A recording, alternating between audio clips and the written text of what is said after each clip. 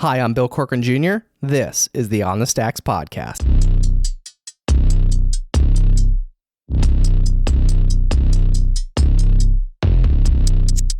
Oh yeah, whoa, look, they can never keep me down, I'm going, and if I ever fail, just know I'll go again. I never quit, cause I know that every loss may lead to another win. I'm going up. I don't lead with it to have it define me. And people are like, oh, how do you deal with that? I don't know. How do you deal with it? How do you deal with doing what you do? Nothing. I go move forward with it. You just take a hand you're dealt, deal with it at the time, fix the problem, move forward. I have a lot of great things to be thankful about. I have a great family, my wife, my kids, my job. I have a very nice house. I have great parents. I have great friends. I want people to help feel better all the time, prevent some of the things that could be prevented.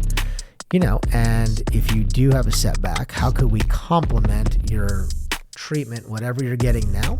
What could we do from our end to do it? So when they found out about NAD and heard about it in biohacking and trying to do all these think tanks they had and heard about this NAD substance, brought it, really to the United States and started becoming big in the early 2000s. And by 2006, started really blowing up. But if I'm already healthy and I do this, well, I feel even better.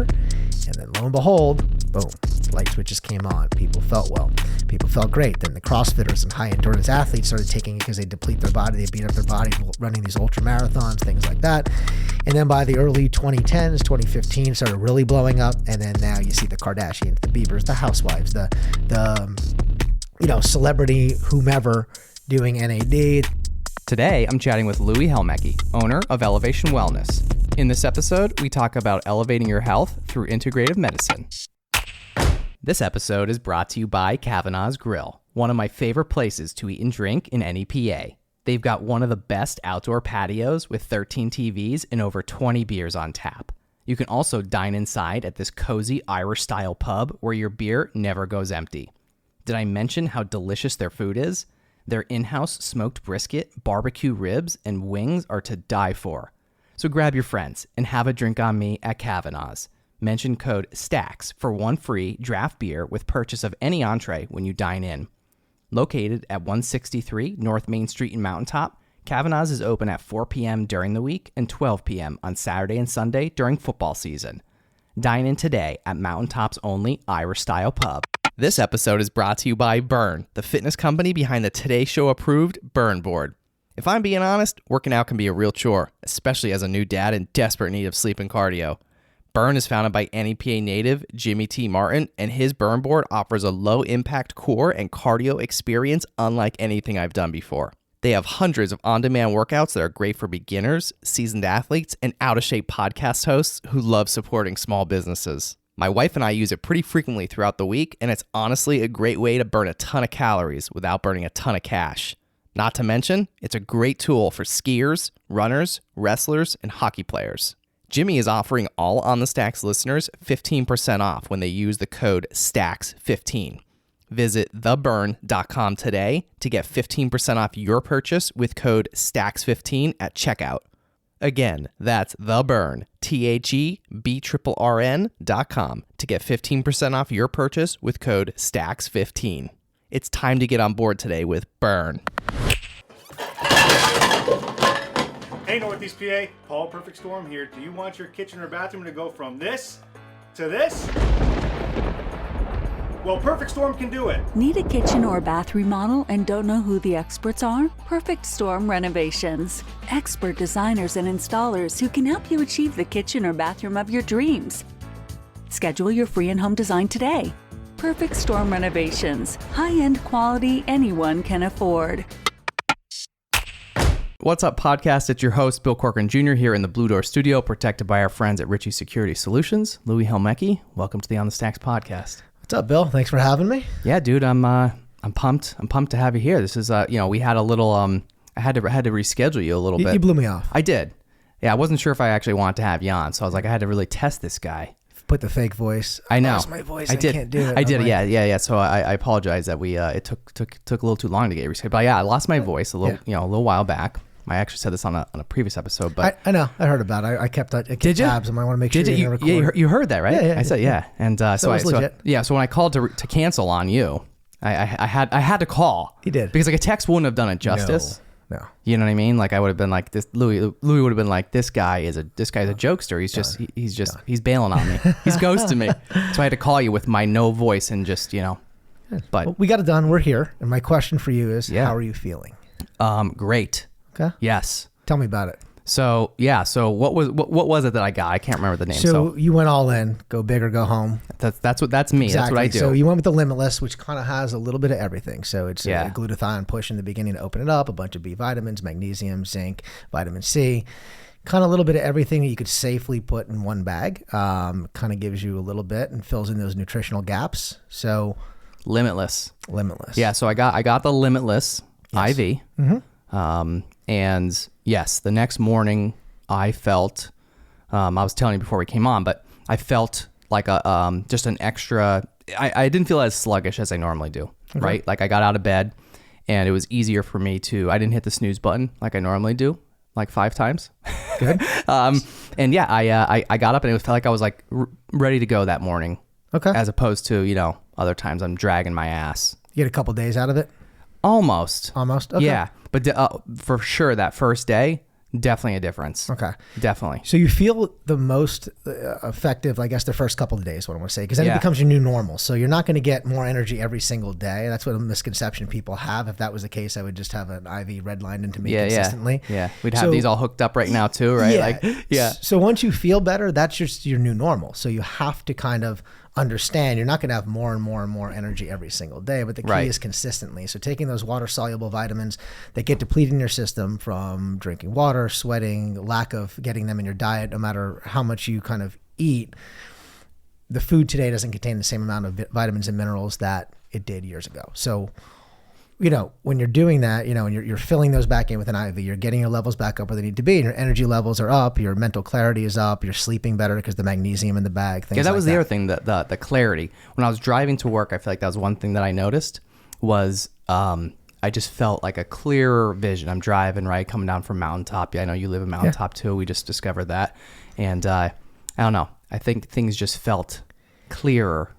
They will. When you do NAD, which you're going to do one of these days. Am I? Yeah, you are. Okay. You have a guy like you, how much you do and how much you have with the day job, the side Crazy. hustle here with the OnTheStacks kind of network. I need the NAD. Yeah. I need the NAD. Exactly. We'll talk about that a little later, but Yeah, we it'll will. change the game. It's the whole reason I'm in this business now. Yeah. So why is it? Why this business? So we'll take a step back. So I've worked in corporate America for about 20 years now. It's 20 years this year. Recently, I'm out of corporate America for the last 2 months, not because of this job per se. Changing things up a little bit. I've been in regular sales. I was with Black & Decker DeWalt selling power tools after college for about 5.5, 6 years. And then we've been med device for about 15 years. So, I always kind of saw you as a tool. thanks, buddy. Thanks. You like that? I like that. It was a good one. joke, yeah. But yeah. So I worked for them for a few years. The whole goal is to get into medical. I've always been interested in medical for various reasons we could talk about a little bit later. But I did for 15 years in med device. Med device is a very good business to be in. It's kind of the cream of the crop in sales. Very good. But the whole thing was I never want to be in it forever. Still not done. I'm on a little bit of a break now. I left my previous company to focus on this for a little bit, but I'm going to go back. I think I'm going to go back for one last good run. I need some more One last go around. One last go around Yeah. to satisfy that from kind of my whole plan and when I was going to step away and build a couple of the. So would you step away a little earlier than you thought you would? A little earlier than I thought I would. The company was going one direction. Didn't like it. Not going to get into it too much. It's too big of a podcast to talk about it. Yeah, so I decided. I don't want to get sued, Louie. No, and people are like crazy. Like, you just left for no. I go, yeah. Why? I'm like, I don't know. I just was not good in a good spot there anymore. When I represent a product, I want to make sure it's something that I believe in the vision and the mission. And I had this. This is a good thing to step by. If not, I'd just be hanging out right now and just have no reason to come on here and talk to you about it. I'd just be sitting home and I don't know. Yeah. Doing whatever. Chilling. Chilling. But so decided to step away, and I gave a long enough notice. It was over a month and a half, and decided to focus on this for a bit. So I'm going to focus on this for a few months, and I'm probably going to get back into it. I've had some conversations already, And I'll be back in for one last good run. I'm 43, probably a good 3 to 5, maybe, depending. Who knows? After this podcast, Elevation Wellness could blow up for some odd reason. But depends on how many limitless bags you have. You need another limitless bag right now. I know. Jesus, listen to me. So the whole thing was I wanted to be out of corporate America. I wanted to kind of do things for myself. I've always been passionate about health and wellness. My wife and I explored different opportunities and different fashions and facets of franchises and different businesses and different things to do. I even looked at the franchise, like an IV kind of wellness place originally. And shout out to Dan at Energy Wellness in Allentown.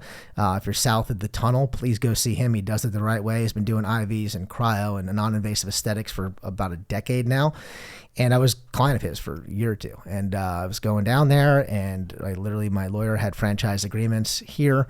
And I was on the fence because franchising's good, because I figured I'll keep my day job and they kind of help you behind the scenes. And Dan decided to help me out because we're close enough to work together, but far enough to not compete. Like, you're not going to drive in. I'm down there for work. I was down there, 3-4 days a week. So it was convenient for you because you're already there. Yeah, but then my wife's not going to want to drive like an hour, down, get an IV for 30 minutes, 40 minutes, drive an hour back. It's like not convenient. If you live in Scranton, it's an hour and a half. And, it's just one of those things. So long and short of it is, I decided to get into this business. The IV Wellness Center was going to do a franchise. Dan kind of convinced me not to. And now that I looked at it, I'm like, you know what? It's right, because things that I want to do now, things we're doing now, things that we want to do for Northeastern Pennsylvania, I wouldn't be able to do with a franchise. I would, but it costs a lot more money to get approved if they didn't approve it.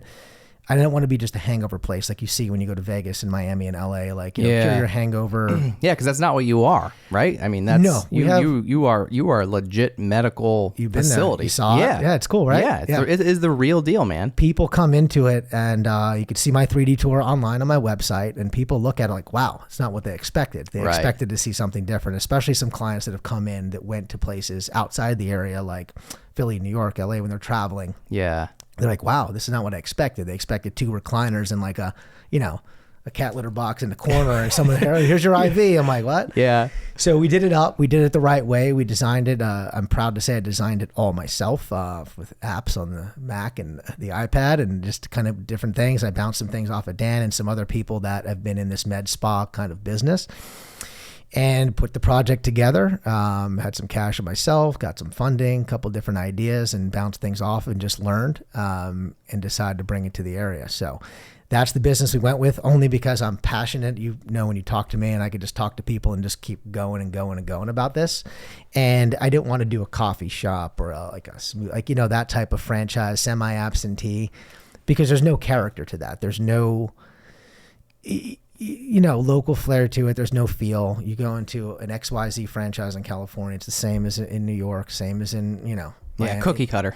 It is. Yeah, it's the same. You don't really do much. There's parameters to do, which is good. It's a good model for a lot of people, and franchising is great for a lot of businesses. Sure.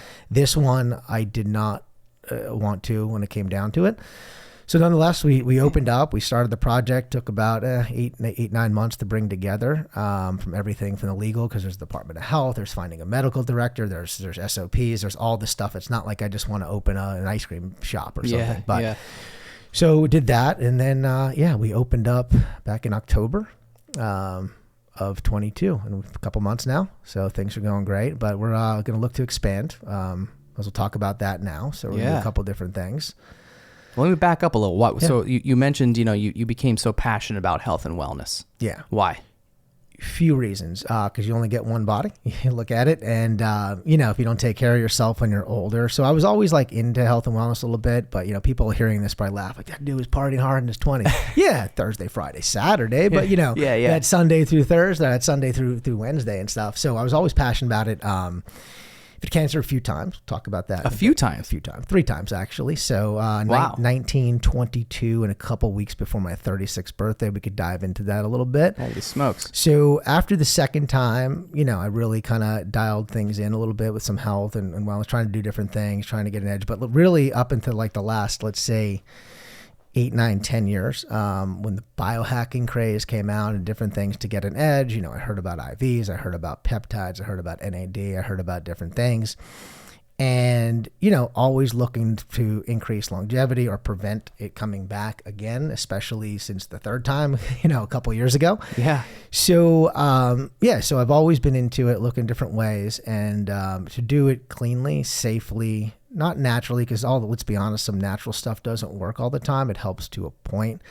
But some of the natural stuff doesn't quite have the potency. And I mean like the woo-woo natural stuff of people like talking about take this herb and this oil and mix this with this and drink this before. Magic spell. Yeah, and drink this before bedtime and this is going to align your whatever ions or some stuff that people talk about. Yeah, the atoms and the, you know, the DNA stuff, things like that. But, you know, vitamins and peptides and coenzymes like, you know, NAD. You're going to hear me talk about it nauseum. You're just going to get annoyed with me talking about it already. My staff that's hearing this and clients that come in, probably that's all this dude talks about. Yeah, like stop talking about that already, you know? But yeah, it's the whole reason I'm in this part of the business. And is this relate back to the cancer? And by the way, like, I have to say, because you know, like I just, one thing I noticed, like you kind of just sort of skimmed right by it. Like, it's kind of a big deal, right? Like it is to like you had 3 times, right? Like you survived cancer 3 times. Multiple surgeries, chemotherapy, a couple weeks in hospitals, inpatient, outpatient, a couple weeks in Sloan Kettering the last time. Yeah. And you just like kind of skim by it. Like, it's like, just brush that off.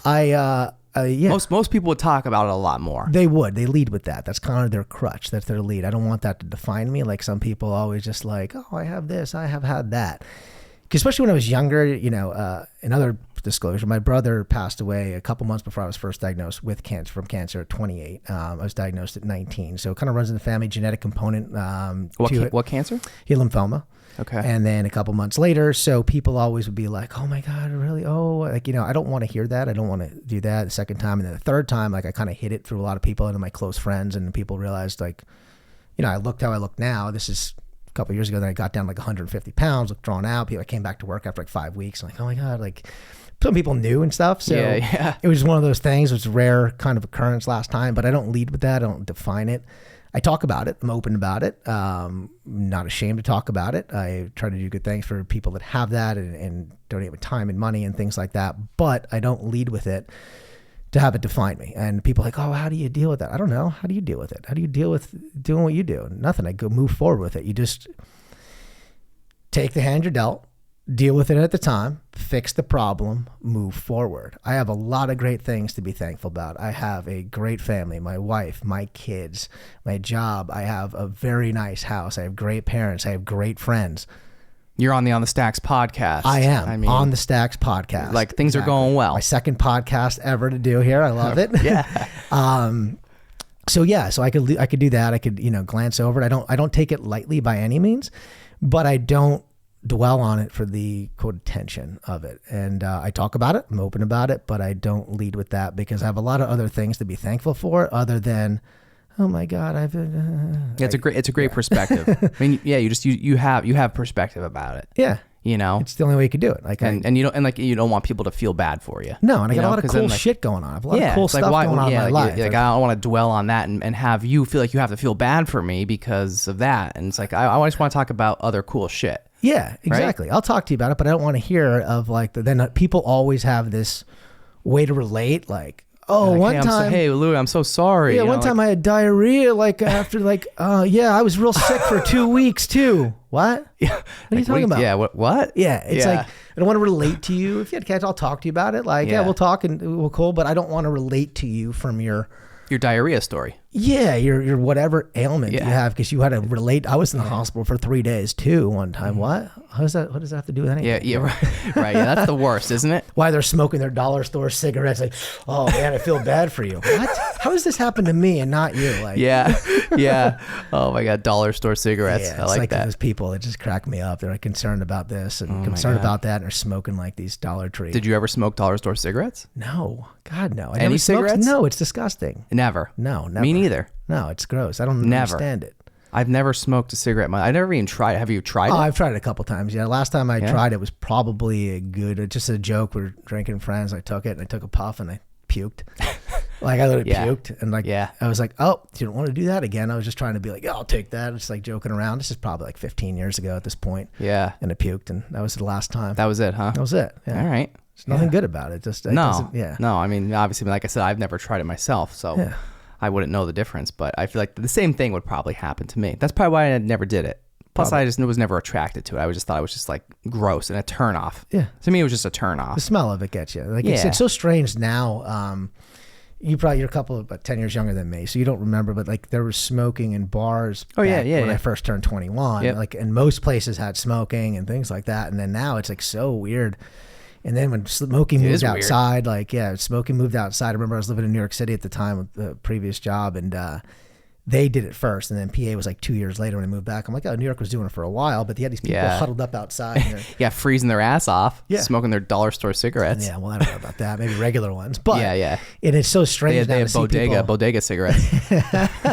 And you see these people smoking, but yeah, people still do it. You can do what you want. I'm all for it. Yeah, like, do what you want. Do what you got to do. Smoke your dollar store cigarettes. Drink your. That's gonna be the title of the show. Dollar store cigarettes. Dollar store cigarettes. Yeah.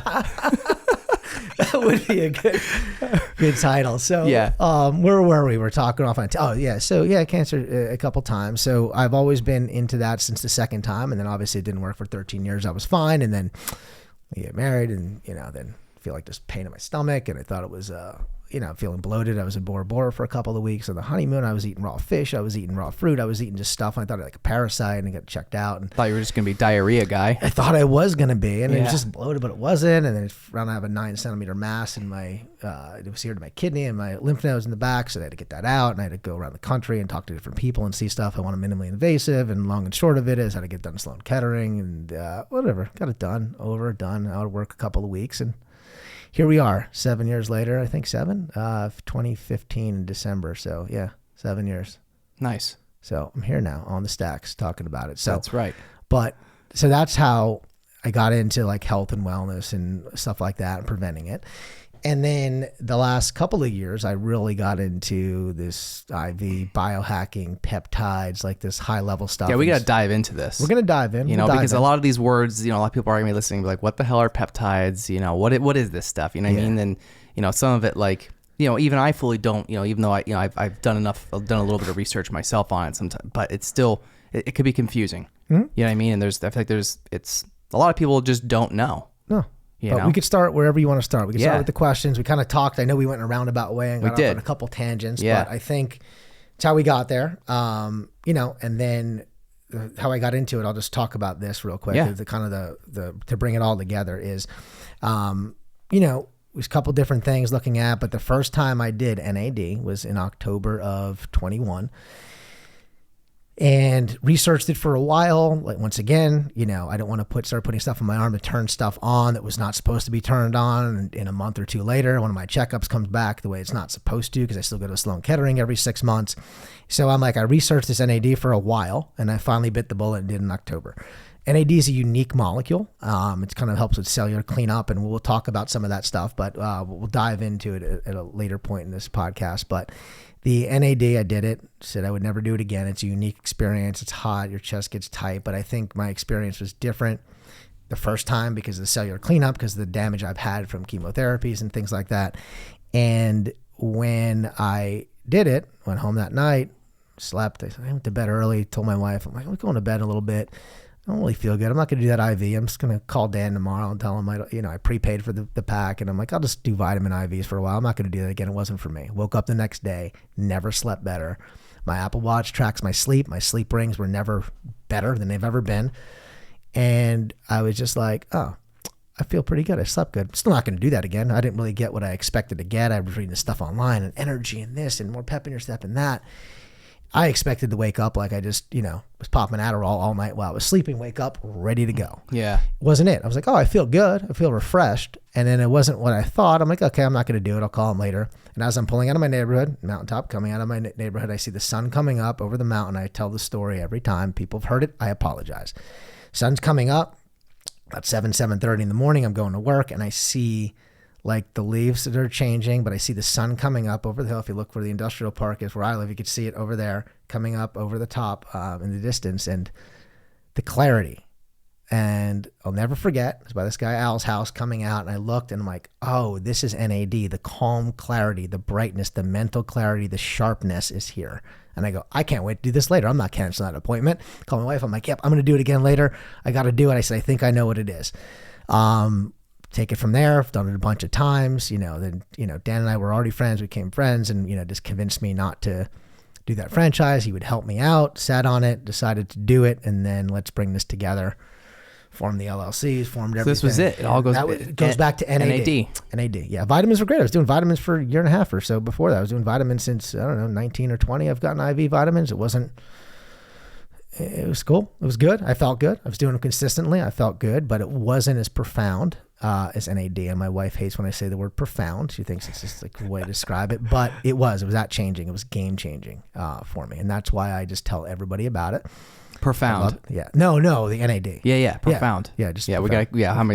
Because we know she's gonna be listening, so we gotta. We name it that. We gotta throw profound. Name the episode. Profound. Profound dollar store cigarettes. There we go. That's it. That's the title of the show. So, so that's how it was and came together, and then so that wraps it up.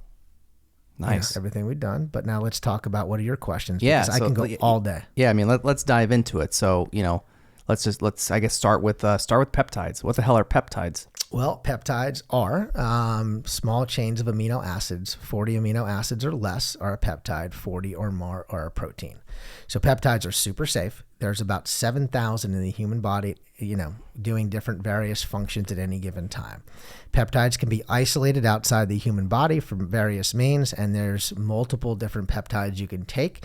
Peptides were huge in the bodybuilding world, huge in the CrossFit world, huge in athletics and high-level professional athletes.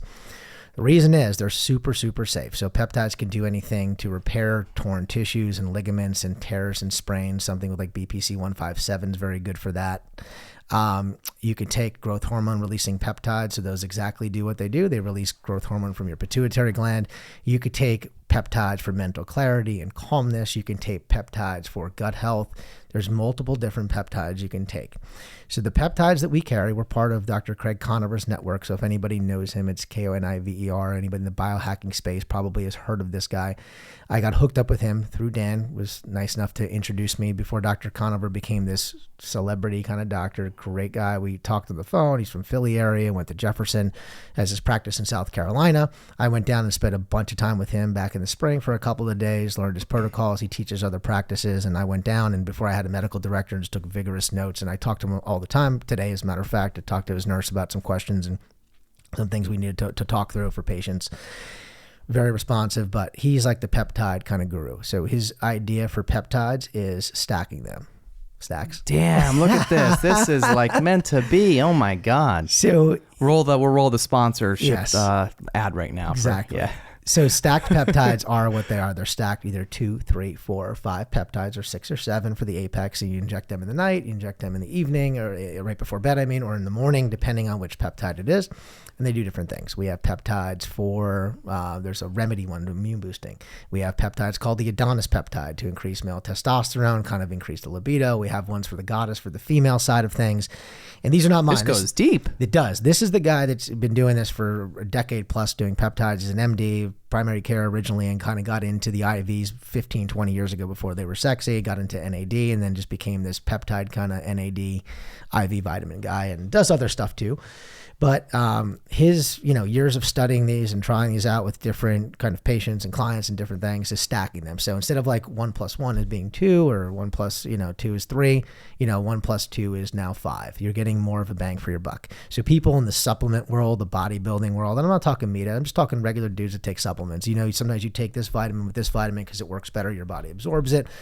Whatever. Same thing with peptides. So when you take those, they signal. They act as like little signaling molecules. So you take them, they're a small little insulin needle. This one doesn't have a tip on it, but it's a super small little needle that goes in. Brought in the safe props today. Brought in the safe props. You didn't want to pick my finger. Well, Thank these you. are the ones I use for shows that. and when we're doing mobile things and people want to, what's this? And I'm going to stab themselves. Yeah. Well, by the way, I also forgot to tell my story of how much of a baby I am. When I came in to get the Limitless bag, I'm not like a needle guy. You weren't bad at all.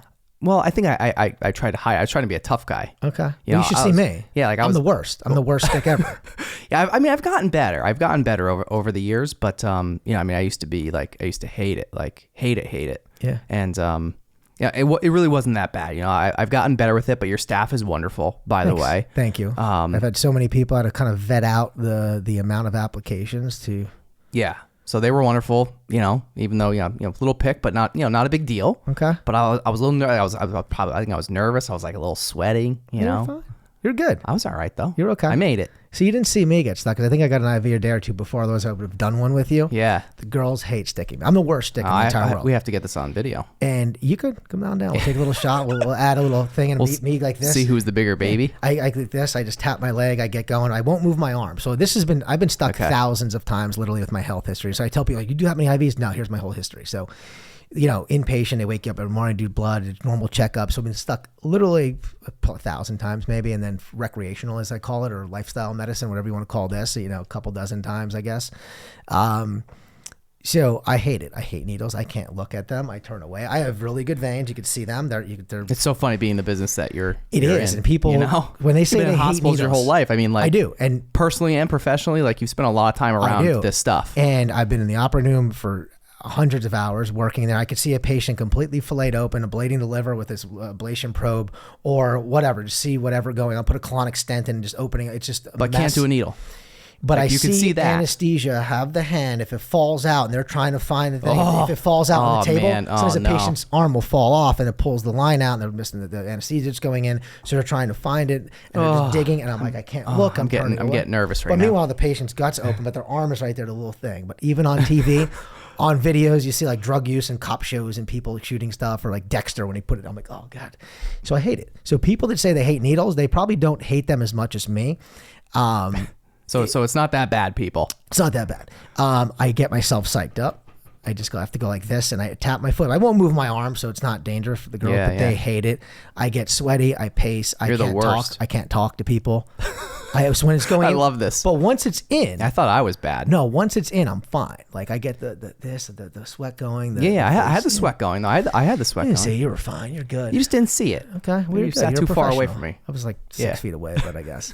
But yeah, so the girls laugh. The one Corey, she refuses to kind of do it on me if she doesn't have to. If there's two girls working, she'll make somebody else do it because she hates it. They have to do rock, paper, scissors for who has to stick Louie. Yeah, but I'm fine. Once it goes in, I'm good. I do the IV. Then when it comes out, I can't talk for another couple seconds. Get it out. Okay, it's good. Is it out? Boom. Then I can finally hold it. Gotta get over it. Yeah. I hate it. Even like a testosterone shot on the leg, like it's get yourself psyched up, and it's just awful. It's awful. Peptides, though, I could do. I do these all the time. These are easy. They don't bleed. They're subcutaneous, small little needles. So yeah, peptides. So it's small needle, subcutaneous insulin-like needle, and they act as little signaling cells. So they're super safe because all they are is amino acids that aren't quite a protein.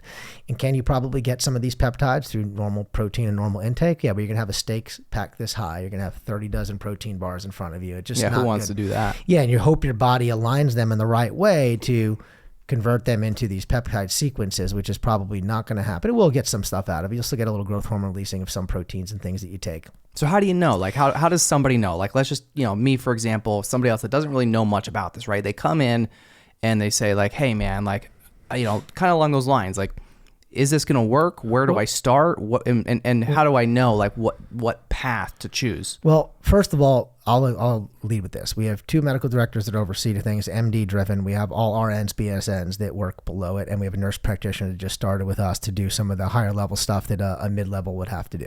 Me, I'm the lowest man on the totem pole. I'm a glorified kind of secretary there when I'm there, and I've been spending a lot more time there the last couple of weeks. At least you own it. You own it. Yeah, but before I was still in med device, I'm there like an hour or two a week, kind of just whatever. It's like I don't really do much. The behind the scenes stuff I could do when I'm in the car on the phone. Other than like now, I just talk to clients all day. I can't do anything but answer the phone, check them in, check them out. I can't take their health history. I don't review it. I don't do it. So yeah. So at first, when you're taking my advice, I always have to leave with that, but I've been eyeballs deep for sensors there. Enter that out if you want.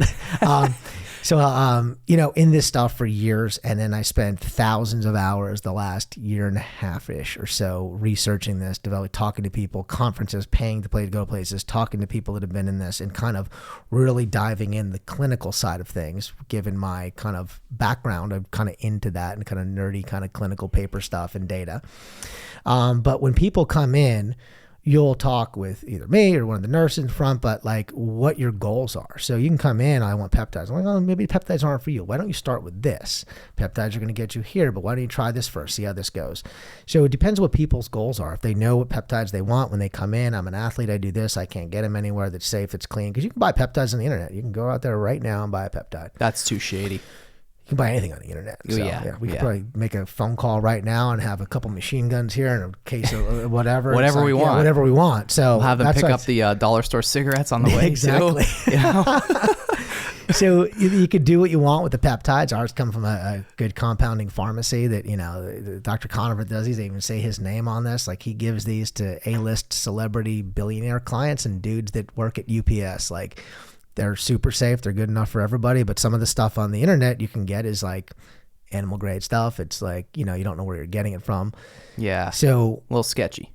A little sketch. Same thing. Could be a little sketch. Could be a little sketch. Yeah. So, our peptides, super safe, but it's also like what your goals are and what you want to do. So you'll come in, you'll talk to someone, one of our staff, they're really educated about this whole thing. And you just find out what you want to do, whether you're fat loss. I'm on fat loss peptides right now, going to the Bahamas in a couple weeks. Actually, by the time this comes out, I'll probably got to shape up the dad bod. Probably, a little bit.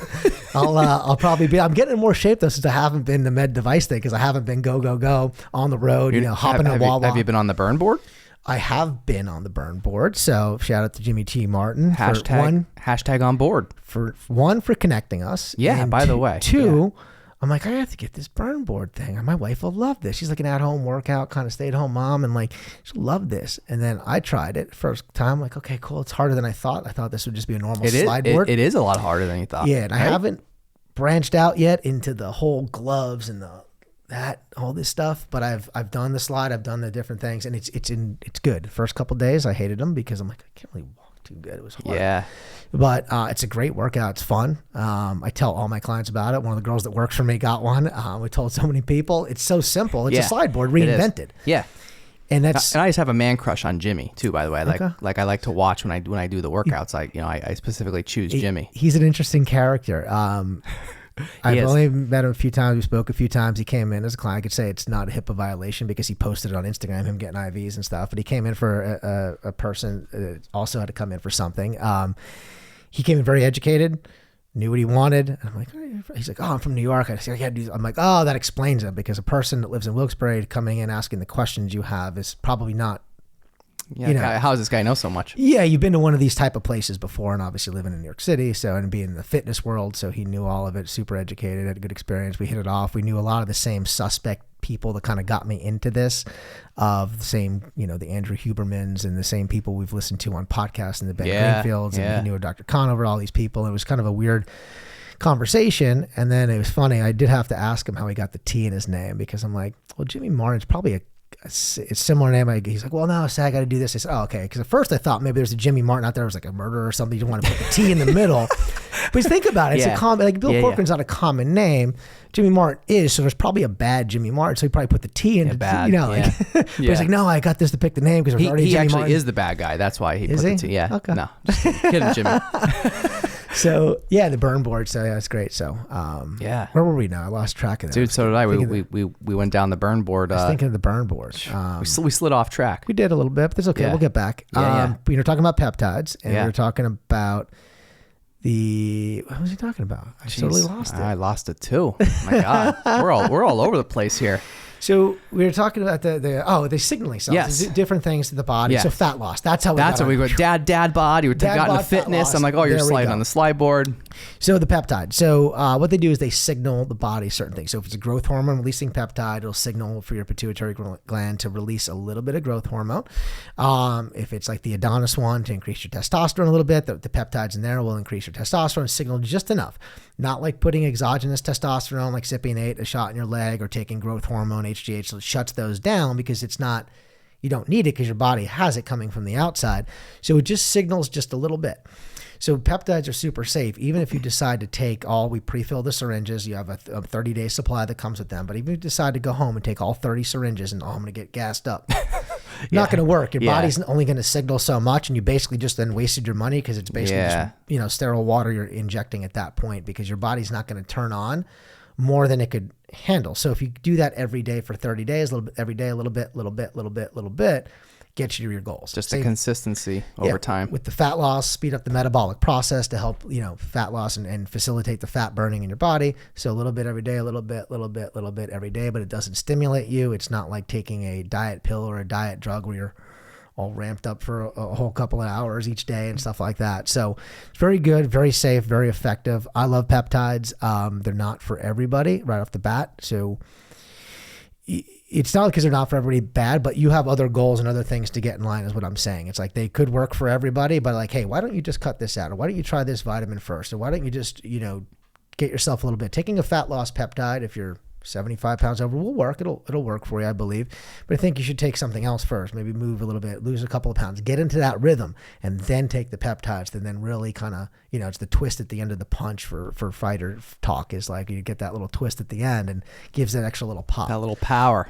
But if you think you're just going to come in and take peptides and then leave my place, and I always use this analogy because it's right up the street, go up to Chick-fil-A and, and just going to go right up there, leave here, come take a fat loss peptide, you're going to just waste yourself a couple of $100 and you're just going to go there. It's not going to do it. But if you're already into those healthier habits, and it doesn't have to be like a psychopath eating, sorry for folks out there that just eat chicken, rice, and broccoli all day.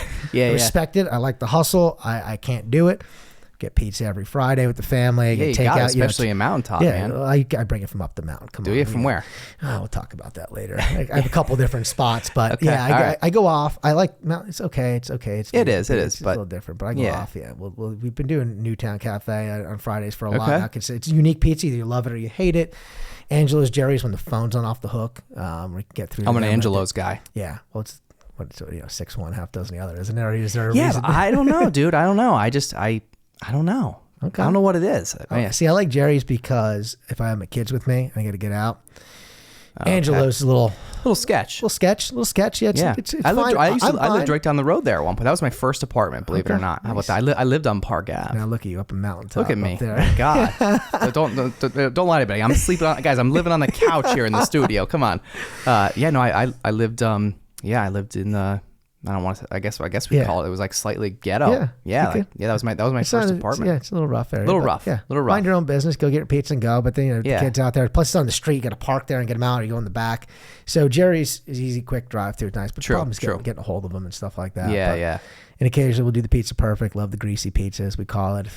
In the mood to really pig out, but it's good food. There's good pizza all around this area. I hate to just signal a couple places and give them a shout out. Sure, yeah. And you always leave somebody out because there really isn't a bad pizza. There's not. No, there's a couple good ones in Mountaintop too. Some are just better than others. Yeah. Right. Yeah. Exactly. Yeah. So it's kind of ironic. You eat unhealthy, right? Not all the time, but you do, right? And it's like, but yet you're in this health and wellness business, right? And you don't have to be, like you said, the chicken and rice guy every single day. Like there's a happy medium. Yeah. And Dr. Conover talks about this, and we talked about it at length at his course and about the stressors of stressing out of what you're eating, when you're eating, and freaking out over that, and your cortisol levels rising, and oh my God, I can't eat this. And then all of a sudden you eat that cupcake at the party, and then you're like, oh, I shouldn't eat that. And the stress is actually worse than just eating the cupcake itself and letting your body process the crap in it. As opposed to kicking it. And I've been there before, and I try to get out of this mental kind of spot. You're beating yourself up about it. Yeah, he used this analogy, talk there about this couple he knew, or I forget the whole story, but anyway, it was about Halloween candy and for the kids, and like they would let their kids go trick or treating, but they would take the candy and throw it out. And him and his wife were saying to them, like, well, then the kids were all freaking out and hating their mom and dad about the candy and stressing out, and the stress they're causing, 5, 6, 7, 8, 9, 10-year-olds, and the stress levels and the cortisol levels going up is way worse than just actually eating the candy. Eating the candy, be done with. Not all at one sitting, of course, but like a couple pieces here every day. Sure. So you got to look at that too. Some people stress out so much after they eat something and like wig out and like, oh my God, I shouldn't have eaten that. Screwed up. Yeah. Yeah. Just eat it. You don't have to. You want to enjoy your life too, because it only goes around one. Coming from a guy that I look at things a little bit differently because of that. It only goes around once, and you get sick again, you get hit by a freaking bus on Schuyler Ave, or it's like not there's buses going down here, but you know what I mean. There are actually. I think buses do go by here. Buildings shake sometimes. But people stress out and worry about things more than the actual damage from that. That one cupcake. Yeah. It's not going to kill you. Just have the cupcake. Yeah. I occasionally have 2, 3 too many. My wife gives me too. The eyeball of like, what are you doing? I'm like, on the peptides, babe. I'm good. They got the peptides. And the burn board. Burn board. Got to throw that in there for Jimmy too. They are a sponsor of the show, so I gotta plug them when I can. You have to. He needs a burn board studio around here. He does. He needs to open one. Well, here. I think there's some things in the works with some burn boards. If I had more space in the back, I would buy a bunch and have people work out, do IVs, do that. But we don't have the space. But he needs to have a burn board studio. Sounds like you need to move to a bigger building. Not yet. Hopefully. Yeah. Hopefully, future. But no, that one will always stay the little gem. But the whole idea is home base. Home base. Yeah. Home base. Yeah. Yeah. So very cool. So yeah, that was peptides. So that's the run around. There's different ones, neuro regen, which helps with like any kind of trauma. Any people had a lot of concussions, helps with that, stimulating neurons back in the brain. But they're super safe, super effective, and it really gets people to that next level and tuning into their health and wellness. And a lot of people have heard about peptides forever. They're not like a lot of bodybuilders do it because if you compete, you could do that. They don't show up on, they don't really test. Like, you know what I'm saying? It's like not like an anabolic. They're not hormonal, by the way. So the people think, oh, I'm gonna take that, increase my testosterone. No, it's not testosterone. It increases naturally. Similar ways you could eat other things and other, vitamins and diet and things like that to increase it. But it's not hormonal. So that's why they're very, very safe, very effective. You don't get testy and rammy, as I call it, on them. You're not going to be walking around like wanting to strangle somebody because you're on HGH and testosterone. So yeah, screaming. Yeah. But they're very safe, very effective. My mom takes them. My in-laws have taken them before. My mom, around Christmas time, broke her back, broke her T9 vertebrae, and fortunately didn't do spinal cord damage. Fortunately did not do spinal cord damage.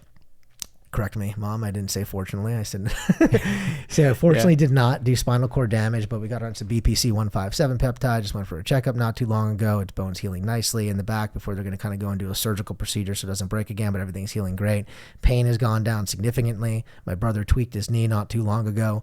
Peptides won't cure everything. If you need a knee replacement or an elbow or joint replacement, there's too much damage. But if you tweaked it enough, there's a little tear, it will kind of help decrease that inflammation and do a little bit of reparative properties to it. The reason professional athletes love it, they're trying to ban BPC-157 in professional sports only because it works too well. But there's no testing for it. It's just tough. It's almost like an honor system right now.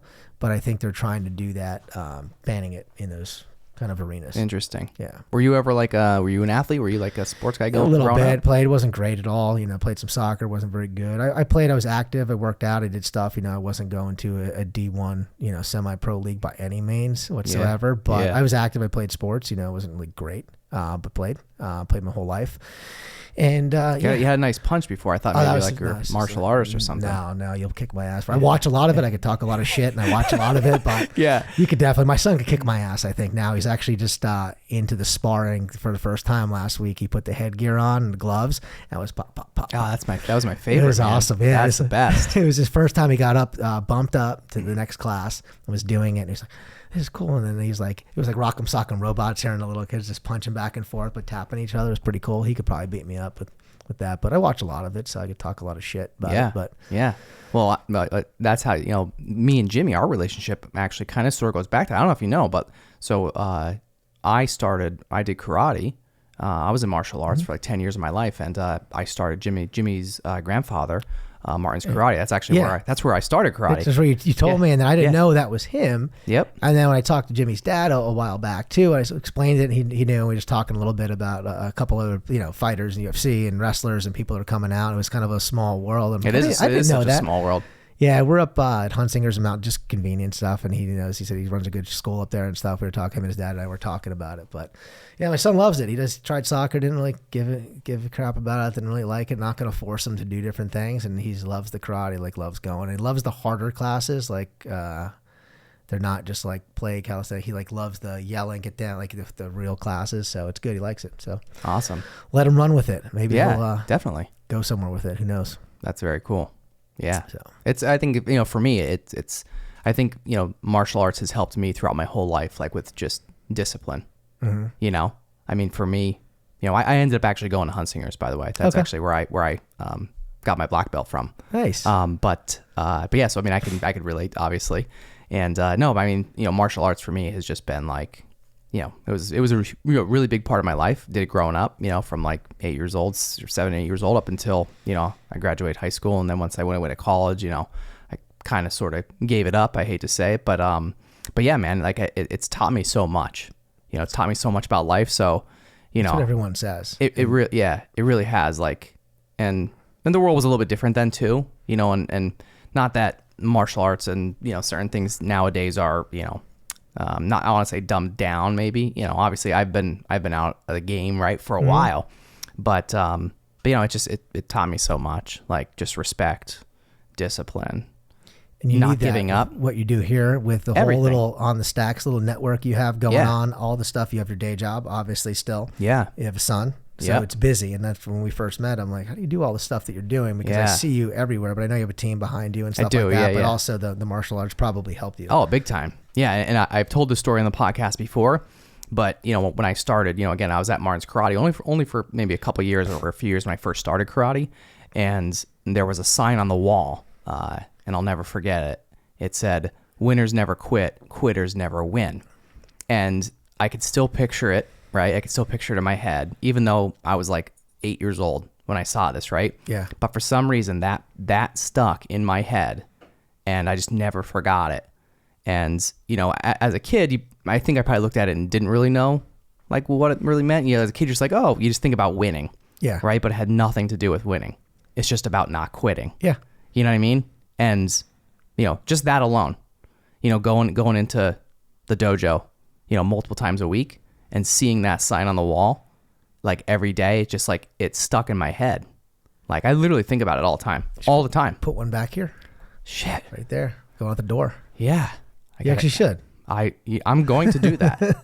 So you see it all the time. Yeah. Because I know you've talked about it. Like I said, before we got connected, I've followed you a little bit. Obviously, we talked about, to remember your dad from years ago. And strange story, small world. It is. And so I followed you a little bit because I always knew I was going to be doing some sort of business, whatever. At some point, yeah. At some point, I wanted to hear different things, hear different people. I don't listen to all your episodes. Still don't. Just being honest. Some people probably come and say, I love it. Yeah. Listen, dude, there's a lot of content. I'm gonna start calling people out. That I don't have 3 hours a day to drive all around doing my day job. It's like I got mountaintop to Wilkes-Barre to 44 to pick up my kids from school. I'm gonna have to start making shorter episodes.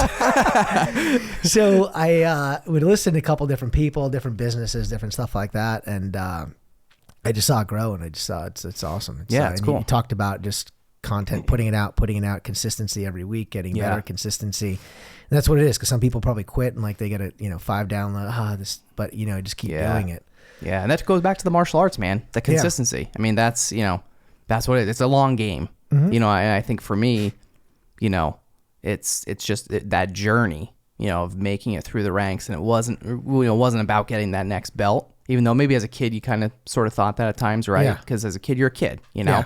But just the process and just being consistent and just constantly showing up and never giving up. And man, I got knocked down like so many times I can't even tell you. Yeah. You know what I mean? But like it's just all part of it, and you just keep going. Put the sign up on the door every time you leave. When you leave here, tap that sign. No, you have to come back next week to do another episode. That's right. I'm gonna get my hands on a sign like that. Yeah. I have to now. Make it. I will. Have Jimmy make it. Tell him take the original one. Yeah, Dude. I keep meaning to ask him. I don't know why, and he's gonna listen to this. But I'm gonna, before this comes out, I'm probably gonna text him like tonight and be like, "Yo, I need that." I'll text him. Get him the sign now. Yeah.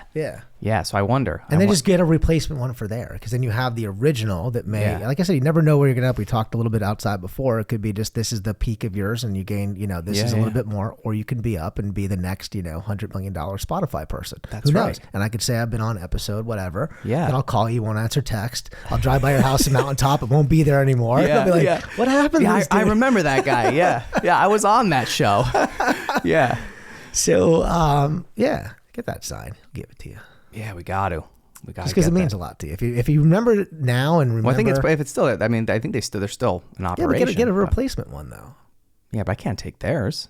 Ask them. I will. Take a picture of it. Go to like a sign shop.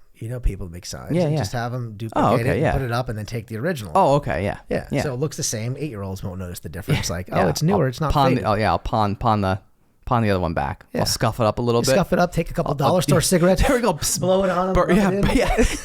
Couple stains on there. Yeah, a little bit of blood. Yeah. You know? Nice. Hey, So it'll work out. what do we got next? What do we want to so- dive into? so- So we did peptides. Yeah, so I want to go back. We touched on NAD a little bit, Yeah. but it's also we talked a couple minutes before we came on, but anti-aging, right? A lot of people may Yeah. refer to it as anti-aging. It's like a huge industry, man. It is. Like I saw an article, just Googling a little, just trying to do some research, learning a little bit about it myself, and the industry, it's billions and billions of like 60 billion and potentially now going to be up to 120 billion in the next 7 years. OnTheStacks will be back in a flash after a word from our sponsor.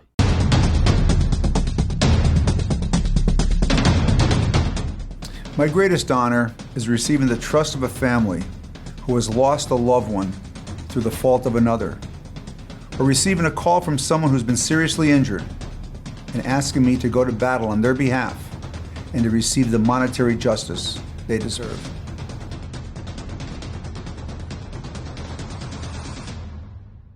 To learn more, visit Anzalone Law offices online at anzalonelaw.com. OnTheStacks will be back in a flash after a word from our sponsor. Welcome to the future. While you're hearing this ad in the present, the Center for Technology Innovation at Lackawanna College is preparing students for the jobs of tomorrow in the world of advanced technology. The Center for Technology Innovation will offer undergraduate degree programs, corporate training, as well as short-term stackable certificates in areas such as robotics, cybersecurity, electric vehicles, virtual reality, and artificial intelligence. Based at a 90,000 square foot facility in downtown Scranton, Pennsylvania, the Center for Technology Innovation is located 2 hours from the major cities of New York, New Jersey, and Philadelphia, and is just 15 minutes from a commercial airport in a region thriving with tourist attractions and a vibrant restaurant, educational, and cultural scene. Lackawanna College is a proven industry-leading innovator. But don't just take my word for it. Fast Company even recognized Lackawanna College's reputation for innovation by naming them to their top 10 list as one of the world's most innovative companies. For more information or to enroll, call 877-346-3552 or visit lackawanna.edu. And now, back to our chat on the Stacks. The whole anti-aging from the aesthetic side of the equipment, from the creams, the serums, the peptides, the IVs. The IVs are about half of that. They think the IV market is going to grow from the anti-aging standpoint with NAD and peptides, and glutathione is a huge thing to push IV. Copper peptides. Everyone, girl that puts cream on their face, everything has peptides and not peptides. It's like a teeny tiny little drop. This is copper peptide. See, it's nice blue. You take a little bit out. It's a nice color. This is I like obviously the color. Demo, but Yeah. So it's blue. You take a little bit, but this is a true copper peptide. It's going to really change the difference in the skin. So the anti-aging, and so not talking shit on it, but anti-aging. I don't like the anti-aging term. Okay. Why? We try to get it. I don't try not to use that because nothing is really anti-aging. If it was anti-aging, I wouldn't be sitting here with you right now. I'd be in a private island somewhere in a house that I can't even describe how big it is, with a couple of airplanes and helicopters. I'm a pilot, by the way, so that's why I say that, because I say it certain types of. I have my eyes on a model, which I'll never have, but you know what I'm saying. That type of stuff, because if I create anti-aging. But can you slow the process down? Yes. Can you reverse some of the effects, the fine lines, the wrinkles? Yes. The big thing that I was concerned with is reversing the biological age. You'll never get it back to zero. It's impossible. It's not going to be like this Benjamin Button reverse thing you're doing, no matter how many IVs, peptides, NAD that you take. But Magic spell. But what you can do is that we do blood draws, we do biological age testing, we do traditional blood draws at our place. So that's another thing too. When we do everything, we do it safe, we do it above board. You can come in, kind of get what you want, our basic vitamin bags of water-soluble vitamins. It's not going to hurt you even if you're a little high on certain things. Your body's just going to pass what it doesn't need. But most people are deficient in vitamins anyway. But if you really want to fine-tune it, you can do a micronutrient blood test. You can do a food sensitivity test. You can do different things along with the traditional CBC, CMP, lipid panels, all that stuff. So you can kind of fine-tune your IV, what you're looking to do. But from a biological standpoint, you could also do a blood draw to test your biological age. And what it tests is like your mitochondrial health, your stress levels. There's a bunch of different tests to go into this to give you your biological age. So that could be reversed. And NAD So wait, hold on. We got to stop for a second. So this test, you can sort of reveal. Yeah. So there's a company, there's a couple different companies out there. We use Vibrant Wellness and Vibrant America. Thorne, also one of our supplement companies, makes a test, but I use a test that we have no affiliation with. It was called the Viome, V-I-O-M-E. We use that. They do a blood test and a stool test. You get your blood drawn or a couple pricks on your finger, put into this little liquid and send it out. So you can do it different ways. So Viome's one of the companies I use, one of the biohacking kind of wellness people that I've heard about talk about it. So I figured I'd give it a try. I'm going to try a couple other different companies. I want to see if the results are accurate or comparing. I'm trying to do some NAD, not doing it, taking a couple weeks off. A whole thing I'm trying to do on myself for being a guinea pig.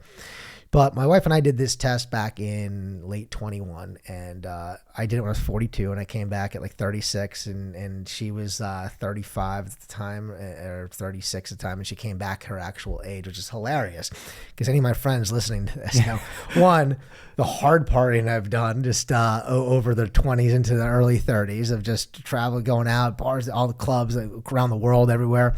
My wife, good girl, kind of very simple, straightforward, none of the stuff that I've gotten into, plus the chemotherapies and all the other crap that I've been through. I figured, I'm like, oh, I got to at least be like a 46, 47. When I came back, I'm like, yes. And this was before the NAD. So then my wife did the NAD and she did her test. I'm due for another test. The last one I had didn't come back right, and it came back inconclusive. Kind of gave me my age, but I have to do another blood draw. But we did it again after the NAD. This we did like, I don't know, 3-4 months ago. She actually came back at like, I think 31 or 32, and she's 37 now. So she decreased it. We're going to do another test. You know, it's an N of 1, the specificity and sensitivity for the clinical folks out there, just how accurate something is and how accurate it is to describe something. So the higher the number, the better. So these are in the high 90s, these tests, to do that, but they kind of give you a ballpark where you're at. So you do the test, and it just tells your mitochondrial function, your oxygenation, your blood, how things are functioning inside your body at the cellular level. So when she did it, that was after NAD, so it did decrease it. I'm interested to see if mine goes down at all or stays the same or goes up or whatever. But you can decrease your biological age. You hear people like David Sinclair talk about it. He's a PhD professor at Harvard, has an anti-aging. He's just obsessed with decreasing biological age. He looks great. He's like in 50s and he looks phenomenal. So you can do it from that aspect of it, but it's not really anti-aging. It just slows the process and the effects of aging down, because if it was anti-aging, you're theoretically getting younger. And it's a scam. Some people are like, oh, this anti-aging cream. Yeah. Really? Is it? It's just like some generic dollar store lotion. You know, you're putting in a bottle and saying this, and you're selling it on late night TV. Or I've never did social media till the business, but now I'm finally looking at our company Instagram and stuff, and I see on the feed like these scam kind of products and these influencers pushing stuff. And I get geared a lot of that, I'm assuming, because of the algorithm, because of the business that I'm in and the people who follow. So it's always like these health shakes and this thing and that thing. And I'm like, oh boy, how is that even working? And they get away with that. But so the anti-aging is not a term that I like, but people use it. It's people gimmicky. Understand. It is. But what it does, you can decrease your biological age and you can slow your biological aging process down. Because I want to be the guy when I'm in my 70s to be playing with my grandkids and running around. I don't want to be kind of, going to the doctor all the time, doing this. Oh, I got this problem. I got that problem. So, and then from the aesthetic standpoint, we have non-invasive aesthetics. We have a couple different machines. I've been doing a bunch myself. I used to put hand cream on my face and barely put anything on except in the wintertime for up into 42 in years and 10 months, I guess, like right before I opened. So I started putting some of the sachet products on, some different things. You do notice a difference doing some cryofacials, and guys, don't be ashamed. I just want to tell them out there is to not be worried about doing it. It's funny when guys come in and ask about stuff, and it's like they feel awkward. Yeah, I've been doing this cryo stuff in my abdomen. Did it last week. I don't really care. It's like, okay, I want to lose this a little bit, but I don't want to give up like my takeout on Friday nights and, eating ice cream and sweets and snacks. I love snacking.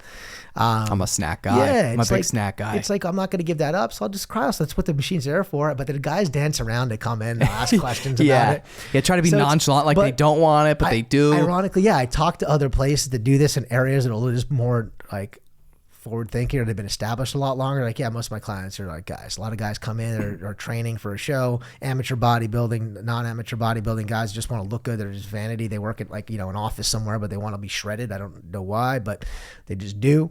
But, these other places I talk to in similar markets like mine, I'm not talking New York, Miami, LA's. I'm talking like secondary AAA baseball, AAA hockey markets, like those second tier cities like Wilkes-Barre, Scranton. And they have a ton of guys that come in. But around here, there's guys just, they're feeding, they're talking questions. Oh, what else could I do? bro, just ask. You want to go in the aesthetics room? Go ahead. You can go ahead. I do it all the time. So I've been trying to take some videos and stuff showing it. Yeah. But it's funny. Some of them just won't. They think it's like, oh, chicks do that. Like, okay, well, maybe they do, but it is what it is. But some of that stuff could tone the skin, tighten the skin, reverse it, stimulates collagen and elastin production from a mechanical standpoint. And then from an internal standpoint, everybody knows vitamin C, glutathione, biotin, people know, and they take the oral supplement. So you do it from the inside, from the IV. So you hydrate, you get the nutrients and stuff your skin needs to develop this collagen and elastin because it decreases as it gets older with time.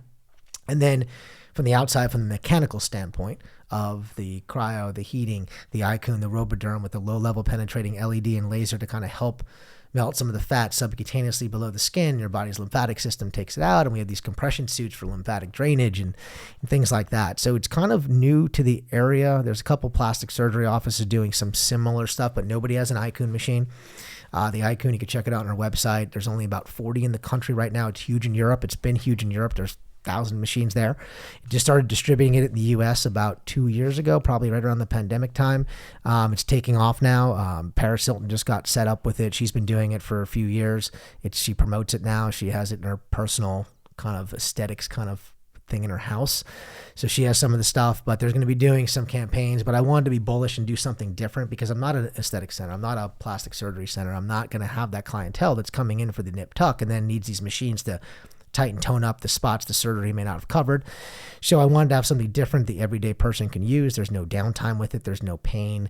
There's no discomfort. You're not going to be able to, you can go to work the next day and no one knows you had it done. All of a sudden they start looking better and leaner and like, oh my God, what are you doing? Oh, I'm doing cryofacials. I'm doing nanopen facials, which are like a micro needling.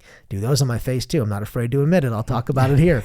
I never did anything until recently, but I do this. So it's like a pen that vibrates over the face and it doesn't puncture, break the skin like micro needling. It just goes below the surface. Think of like an exfoliation, takes the layer off, but it helps put the serums, the cleansing serum, the exfoliating serum, the vitamin C, the copper peptides, the hyaluronic acid, all the usual suspects that people put on their face. This kind of helps facilitate it in from a mechanical standpoint. And after a couple of those, your skin's going to look brighter, toner, cleaner.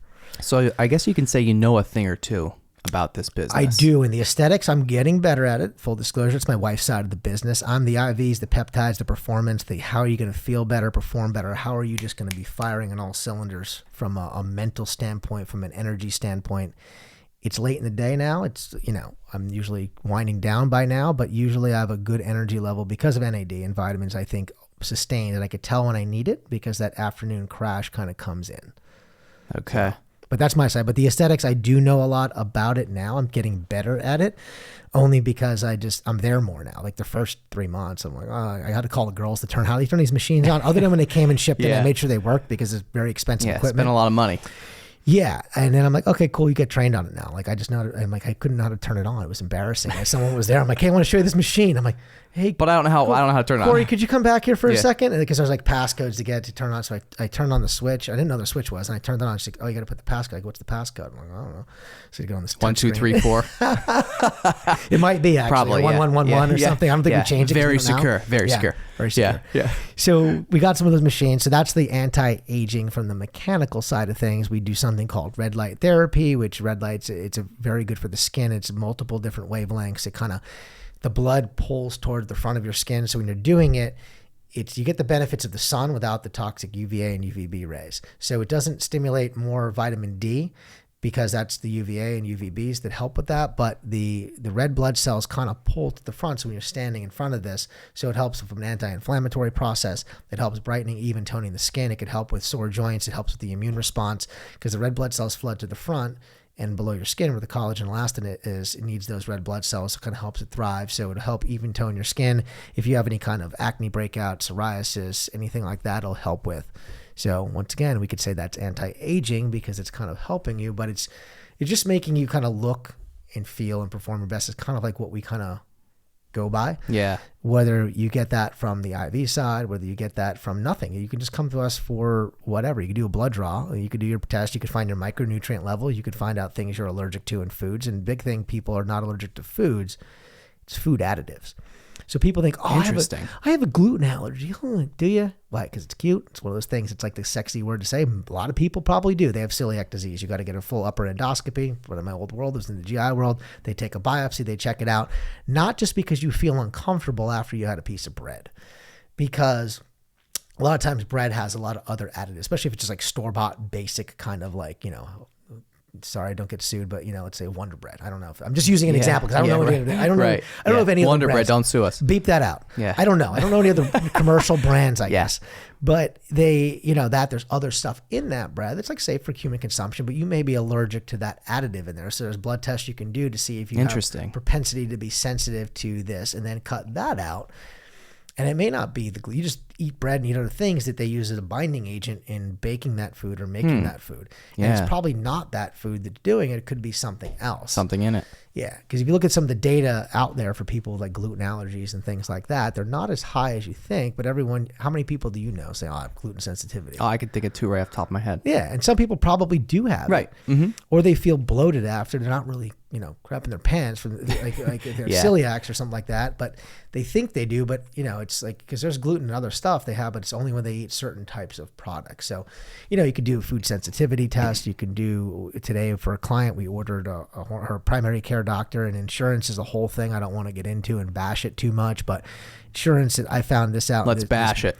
This business is unique, how insurance works, how pharmacy benefit managers work, and stuff that I see that I get from my pharmacies. I'm like, why does it cost that? I tell my wife when the kids are, you have kids, they always, the amoxicillin should be in everybody's house all the time. And, these kids are just little germ factories and whatnot. And you look at the price, and I tell my wife, I go, pay cash, because that thing's like $3 or $4. Like, that's what it is. And maybe charge $5 or $6 at CVS, Rite Aid, the big pharmacies. I go, but my copay is $15. Pretty good benefits. Like, well, they're just making up the difference. So if you ask cash pay a lot of times, even for services, you go to the doctor, like, what's the cash pay? And me, from being in the med device world, I know what I would sell medical devices for, implants to go into a patient where they're $1,000 or $2,000, $3,000, and then the hospital's charging $10, $12, $15. They're not getting paid that, but they have to, because the insurance is just going to play this game as opposed to just paying. Okay, that's a fair market value. Okay, you got to have a markup. You got to put the lights on. You got to pay people. You got to there's things like that. Yeah. So, it's a unique thing with insurance. It's very ask the cash value. Ask the cash value. Yeah. Interesting. So I always ask what the cash payment is every time for basic stuff. If you have like a brand name, like a Synthroid or some things like that, if you have a brand name specifically, sometimes. But if it's just the basic stuff, it's the basic stuff. Like your basic generic drugs or low brand names that aren't proprietary. They're just kind of like a brand name, but it's like there's 5 brands that do the same thing. They've been around a long time. Yeah. So one of those, you could always ask the cash pay. And a lot of times, no matter what insurance you have, you're going to save a couple of dollars. And interesting. You'd be surprised. I never knew that. Yeah. Wow. Perfect example. My son, I'm getting strep throat today, ironically. Was complaining about a sore throat and had it, and went to it. It was $9 cash pay. My benefit would have been 15 or 10. I have new ones now since I left the corporate world. I have ones through my business, but they didn't kick in. I said, run the card. I said, what is? She goes, just cash pay $9. I just pay $9 and get out. Like, that's it. Like, that's what I said to do in the beginning. But I'm like, just run the insurance because whatever, it may just sometimes come back cheaper. Yeah. But it's one of those things. It's just these pharmacy benefit managers and things. They negotiate these contracts, put things on formulary, and you think about it from a perspective if. Your copay is $10, $15, and CVS normally cash pay would be like $9. They're not making a lot, but an extra $1 to $5 per person of how many people when you go into the pharmacy, right? It's mountaintop. Yeah. How many times are you waiting when you go in there? I'm like, oh my God, I just need something quick. My kid's sick, and you're waiting in line, and people are getting 35 different. It's like big business. Yeah. So it's all those little dollars add up to big dollars. Yeah, it's unique, and I'm just a little person.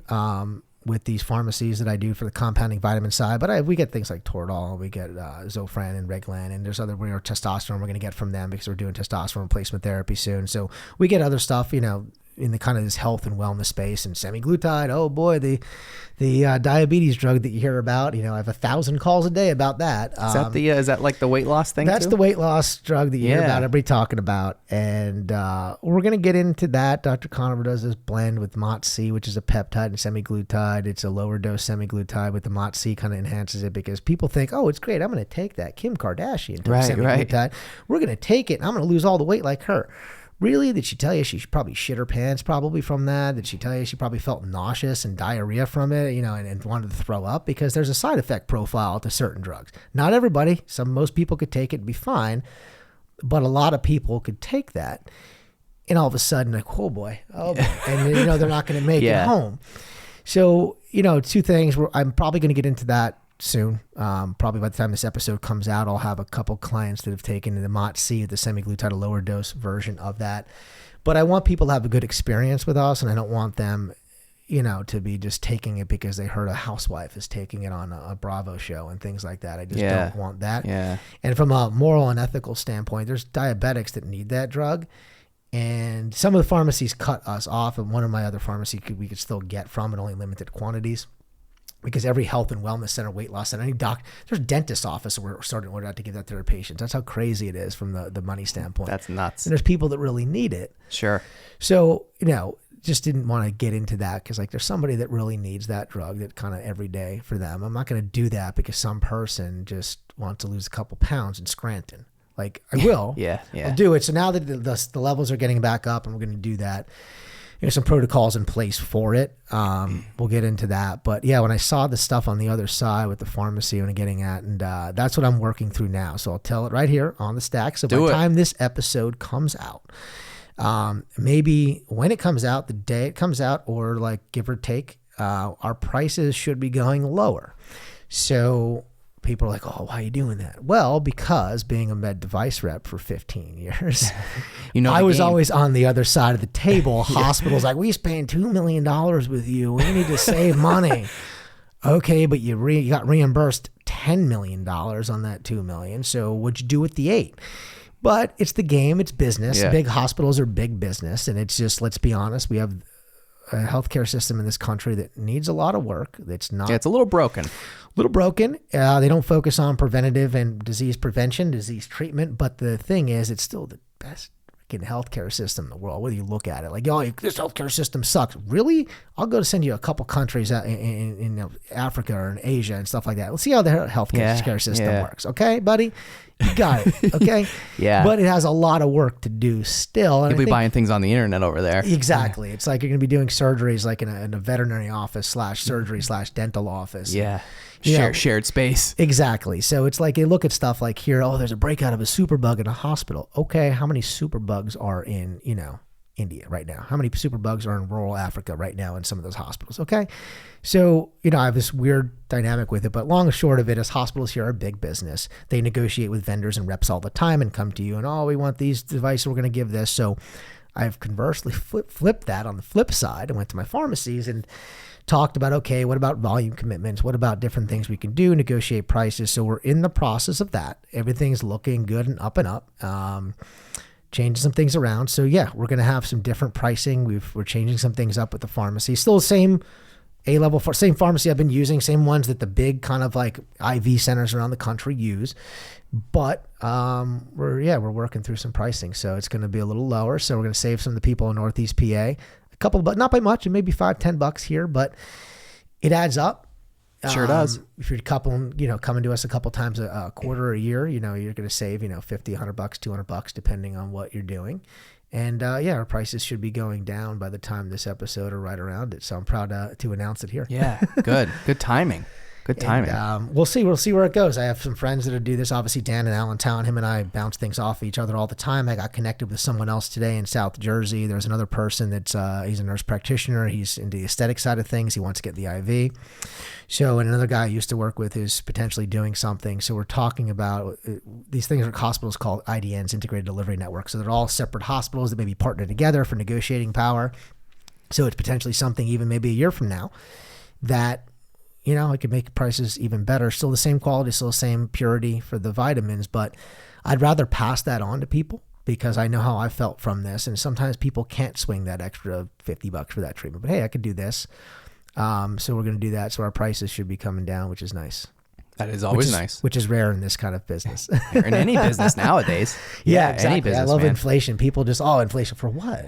What do you do when it's inflation? You're the same person working here. You're a single business owner. What do you mean inflation? I know you're not paying more for that stuff. You're just trying to take advantage of it. Yeah. But hey, whatever. They want to make $1. So yeah. What are your thoughts on traditional medicine adopting alternative medicine? Well, it depends what kind of alternative medicine there is. Because would you consider some of this alternative I think it's medicine? more integrative. I don't like using the word functional medicine because sometimes people functional medicine. I use the analogy of Steve Jobs. It very good, not a good form, a terrible way to say it, like a very curable form of pancreatic cancer, neuroendocrine tumor. Let it go for a bit. The guy was doing, everybody hears about, you read his book, talk about his fruit and diet he was doing and different things he was doing and kind of let it go. And then unfortunately, it spread to different parts of the body. So that, for like functional medicine, people that think, oh, you can cure this with like this diet and this regime and this supplement and this essential oil, I think it's a little woo-woo. I think it's a little, but integrative medicine is a different term I kind of like a little better. Like, you need traditional Western medicine. I would not be at this table right now for you if it wasn't for that. Conversely, I have some pulmonary scarring. My oxygen levels usually stay about 97 at most in a good day. Usually about, maybe I'll break 98 a couple times because of the chemotherapy, the pulmonary sclerosis and scarring I have of the lungs. I wish I would have known about copper peptides. You could have taken those proactive approach to prevent it. Yeah. So I think this, like high dose vitamin C, it's Sloan Kettering where I go every couple of months. They talk about a lot. I've had patients call about it. As long as I get the approval from their oncologist, my medical director will sign off. I just don't want to be sued by, the son that didn't care about his mom until all of a sudden she has stage 4 cancer. And then obviously he's trying to sue everybody that she went to go around the circle of like, oh, she got this IV here. She got this here. She went to get this supplement here. I don't want to do that so long as there's a letter from the oncologist, but that does have a benefit in helping because it's a really, really potent antioxidant to help not only fight the cancer cells, but kind of stimulate your system to kind of snap back as chemotherapy is very debilitating. So there's ways to do it and complement it. Yeah. So some of this could have helped you. Yeah, maybe the side effect profile from some of the chemotherapies I think would have helped. Don't know. It's been a long time now, but I think it could have helped. So I think doing stuff like this preventative, integrative kind of approach to things will keep you out of that. But when Western medicine is needed, you need a prescription. You're not going to out IV. You're not going to out supplement. You're not going to out peptide. A poor diet and lifestyle and movement, and way you live. So you could take IV vitamins all day, but if you're still eating like crap, you're not moving. And I don't say exercise. You don't have to really you can just walk a little bit, just be active, just not be sedentary. You're never going to outrun that. But, if other diseases come up, you're going to still need Western medicine or traditional medicine, but you can do some things like this to complement it. Sure. Like our lymphatic drainage suit, like stuff like that could help with different things. You have fluid building up, you can kind of get those out with water pills, but you could do a mechanical version. And there's different things you can do, but it's never going to replace it. And I don't ever want people to think that. I never want to convey that to people. I want people to help feel better all the time, prevent some of the things that could be prevented, and if you do have a setback, how could we complement your treatment, whatever you're getting now? What could we do from our end to do it? Integrated medicine. Integrative, yeah, is a good term. I like to use that. Lifestyle medicine, some people call this because it's like, you're just doing IVs. Oh, beauty bag. I'm doing vitamin C, do biotin, glutathione. It's good for my skin, which does make a difference. And, things like that. The hangover bag, which we do have one called the After Party. Haven't sold any yet. Well, I have, I think, 2 or 3. One client comes in. He doesn't drink at all. It's just funny. He does the hangover because he likes the stuff that's in it.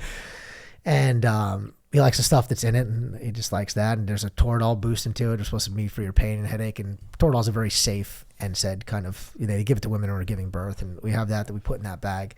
And he does physical labor, manual labor. And he just likes that because it takes the back and pain out and gives him his vitamins and minerals and amino acids. And it's on his way. Yeah. The one thing you forgot to mention, the only other part of the integrated medicine that you're missing is listening to the OnTheStacks podcast. Why is it for mental health, mental clarity?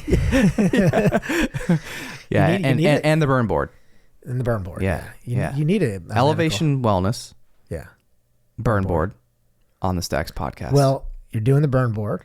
Sorry, Jimmy, don't use the virtual stuff. Use the podcast. I listen to most of my podcasts at the gym. It's like I don't need to get fired up by listening to some music, but I have been in a little bit of music the last couple of days. But I go through phases. But 90% of it, 95 is podcast because it's like an hour a day. Yeah. Listen to it. So as much as you like to watch the Who's video, your favorite? OnTheStacks for sure. Well, it's definitely number answer. 1, number Good 2 answer. probably for sure. No, I do like it. And no shitting. I know people come. I just like because there's local business people that I would never probably ever talk to. Yeah. you had Tommy Venskoy months ago. I knew of him. I have a plane. I keep at 44 Upright Fly. I knew of him around his kids and stuff like that, but I never knew he did what he did in Dallas. And I have to actually go see him to get wild, right? Yeah, because I got like the ring I have on now. I don't wear it too often, special occasion today. But my wife, we have custom rings. I took gold from my grandfather or my grandmother's ring and gold diamonds from my grandfather's, and got this custom mold from the wax. I'm like, this dude does this in Dallas, and I'm going to Philly, which is a great experience. Philly, I know the guy, and I still stay in touch with him. And he got connected in Jewelers Row and doing this stuff. And I bought a bunch of other stuff from him. But I'm like, oh, I'll keep it here. So the next one here, yeah. Yeah, it's just because around here jewelry stores have this is the way it comes. Like, this is the way it is. Oh, we'll size it and change it. But like, no, I want the wax. I want the mold. I want to make that shit. I want him to see what it looks like. I didn't know he's doing it. So you learn different things about different people and their whole story behind it and how they got into it, what they're doing and stuff like that. And it's cool. So that's one of them. Let's be honest, Joe Rogan. Yeah. It's like, that started, I was always a fan of the Opie and Anthony show and on XM radio, and even before that, and I've always heard them, and I knew Joe as the Fear Factor guy, and then it came about. He was always talking. He was always on Opie and Anthony as a guest. He talks about it openly, and that's how he got started. Then he had this podcast on Ustream. We listened to a couple episodes here and there, and he started getting these different guests, and I remember listening to it 9 or 10. I listened to when he first started. It was just a weird, dumb show, and then all of a sudden I started getting these guests, and that's how I learned so much. And then he gets a guest on. It's like a neuroscientist or something. Then I'm like, oh, they're doing a podcast too. I got to listen to them. So it gets into this weird thing, and predominantly a lot of it's health, wellness, kind of performance podcast, and it's been that way for even before I opened this business. That's why I'm like, oh, this is a perfect fit. But I do listen to the dumb, Joey Diaz podcast. Tim Dillon's a comedian. They're just like stupid when I want mindless stuff, and I don't have to pay attention to anything and write stuff down. Like a lot of Rogan's podcasts or other guests, I have to literally You're making notes. Yeah. Like I'm in my car, I'm dictating something into Siri to go back and research it. It's just too much sometimes. I can't just zone out. It's like, I know. So what about yours? Yeah, I was just listening to Jimmy just sent one to me actually just the other day. Lex Friedman, and he had Mr. Beast on. Mr. Beast is an interesting guy. I know. Yeah. I've heard him on a bunch of podcasts. Yeah. I didn't listen to the Lex one. I listened to Lex. I have his podcast. Yeah. Interesting. He's an interesting kid. Yeah. And the way he handles the money and what he does with it and how he handles the production. It's unbelievable. And what he does in the warehouses and the stuff like that. Like, how do you handle that much at that age? If I was that age and making $100 million a year on YouTube, I probably would give a lot away, but I would have a whole hell of a party like all the time. Yeah. Like, might have gotten a little trouble, right? Yeah, but he stays so focused, and then he just gives random stuff away to people, and then what he volunteers and what he does, it's amazing. But how he handles and I don't know if he has people behind this. It sounds like he doesn't. Like he has a small, tight crew. But even when people offer him like $1 billion for his channel, he's like, well, and it should be worth this, this, this, and this. Like, that's cool, but I don't want the $1 billion. I want to just do this. I want to make cool videos. So. Yeah, but he's also smart enough to realize it's actually worth way more, and it will be. And his production, like, I think your production is pretty badass. The shit you have, you're gonna cut me on my face here and put different things. But I'm like, he does like whole warehouses. It costs $5 million for a video to give $1 million away to some 12-year-old. I'm like, all right, well, I guess you made like whatever $15 million on that production, but crazy. Strange how he does it. And I did this, the stuff he reenacts and the things he does, and buys houses and the islands and gives stuff away. But he's a smart kid, and I didn't think I would like him when I first heard him on a podcast. But yeah, I want to hear the one with Lex, and then Lex has a SpaceX engineer, I think, on this week. I have to get caught up on it, but Lex is great too. He's an interesting guy. Yeah, just started listening. I feel like I should have probably been listening to him a lot longer. But another one, by the way. Obviously you mentioned Huberman. Yeah. And one that I just watched recently was he had on Rick Rubin. Super creative. Yeah. Like, and I guess it resonated with me just because of what I do, and just trying to be more creative, just always trying to think differently, and sometimes you get and it happens with me all the time. I get too in my own head, with stuff, with creativity of it. Sometimes you can't, like, it's hard to like remove yourself from it because like you're in it, right? So like, so I just if you want to listen to a good, like, something about creativity, that I heard Huberman with Rick Rubin, that was a real good one. He was on either Rogan or Friedman not too long ago either, like a couple months ago. He was, and I don't think I didn't listen to that one. Yeah, he was on either one of them or both. But yeah, he's an interesting guy because you look at him, you think of this big old hippie dude with the music scene that he came in with, and then the hip hop and how he just came up, and like he just thinks of stuff. But you look at him, you think he'd just be like an old hippie stoner dude, but he's Like, just so smart. Yeah, you would look at him, you'd be like, oh, dude's homeless. You produce some of the best rap songs like ever, huh? You didn't produce like just like a hippie kind of chill song, like a great. Yeah, like, you would never know by looking at him. You wouldn't. Yeah, he's just an interesting guy. It's crazy. Creative. Yeah. And he's interesting. So yeah, those are good podcasts. Huberman's great. Those are podcasts that you have to listen to and really. Yes, yeah, and when that's what made me think of a couple of those, because I just the Mr. Beast one on Lex Friedman's, like that one I had to keep rewinding it. Mm-hmm. Like you said, like I'm be a Mr. Beast Junior here. No, just in terms of like just creativity, like just learning his process, like just learning, not that I'm trying to be him by any means, but just learning how he thinks. Mm-hmm. And his process of doing everything that he does, like it's valuable to me, because I mean, like it's what you do. I'm sort of not doing obviously what he does, but I'm doing what he does. But at a micro level, and I told you this before off the air, like whatever you become, if you don't have to be the number one. I say Rogan just always because everyone knows who it is, but they didn't know him 10 years. But you don't have to be that, but you could be at that at a regional level. You could be at that you don't have to be. But you can do a couple things, the style, the thing to do, the video, the interactive. Yeah, just little tiny changes, like every week. Mr. Beast does with his stuff. You don't have to be the exact, like, I picked up a cool trick. Like I learned that from certain people, or even in med device sales, like certain things that people talk about, or the way they talk about something, or talk to another surgeon. I'm like, I never thought about that way. That approach, this angle, putting the stent in and deploying it here, or coming down, different ways, or take the guide wire and put it up that way. And, you learn different things, and like, you just pick up a little bit here, and then make it your own. Yeah, and just a little improvement every single week just makes a huge difference. There's no reason to kind of proverbial reinvent the wheel. Yeah. But take it and make it yours, I guess. Exactly. And then maybe you'll get a warehouse one day and produce videos, as long as I could be background and be somewhere cool and I can extra maybe. And all right, yeah. Like, okay. I'll save you as a... I'll provide IVs. Like, everybody dehydrated? You want to do IVs? We'll there feel we go. Great. Yeah, Let's keep us all going, right? Like, hey, Bill, remember when I was on an episode? Remember? Yeah. Like, who are you? What are you doing here? No, I'm just kidding. Well, man, I'm glad we finally connected for this show, because this stuff is so interesting. Yeah. So you want to talk about NAD? We have to. Yeah, talk a little bit more about it. So NAD. Told you about how I felt, how I looked, and had this stuff. So what NAD is nicotinamide adenine dinucleotide. It's kind of like the foundation of life. Our cells need NAD to function. And this is a phrase that's used too much. The mitochondria, the battery, the powerhouse of the cells. Like, there's kind of memes that go around about this. Yeah. It's kind of funny because every kind of biohacker in person talks about it now.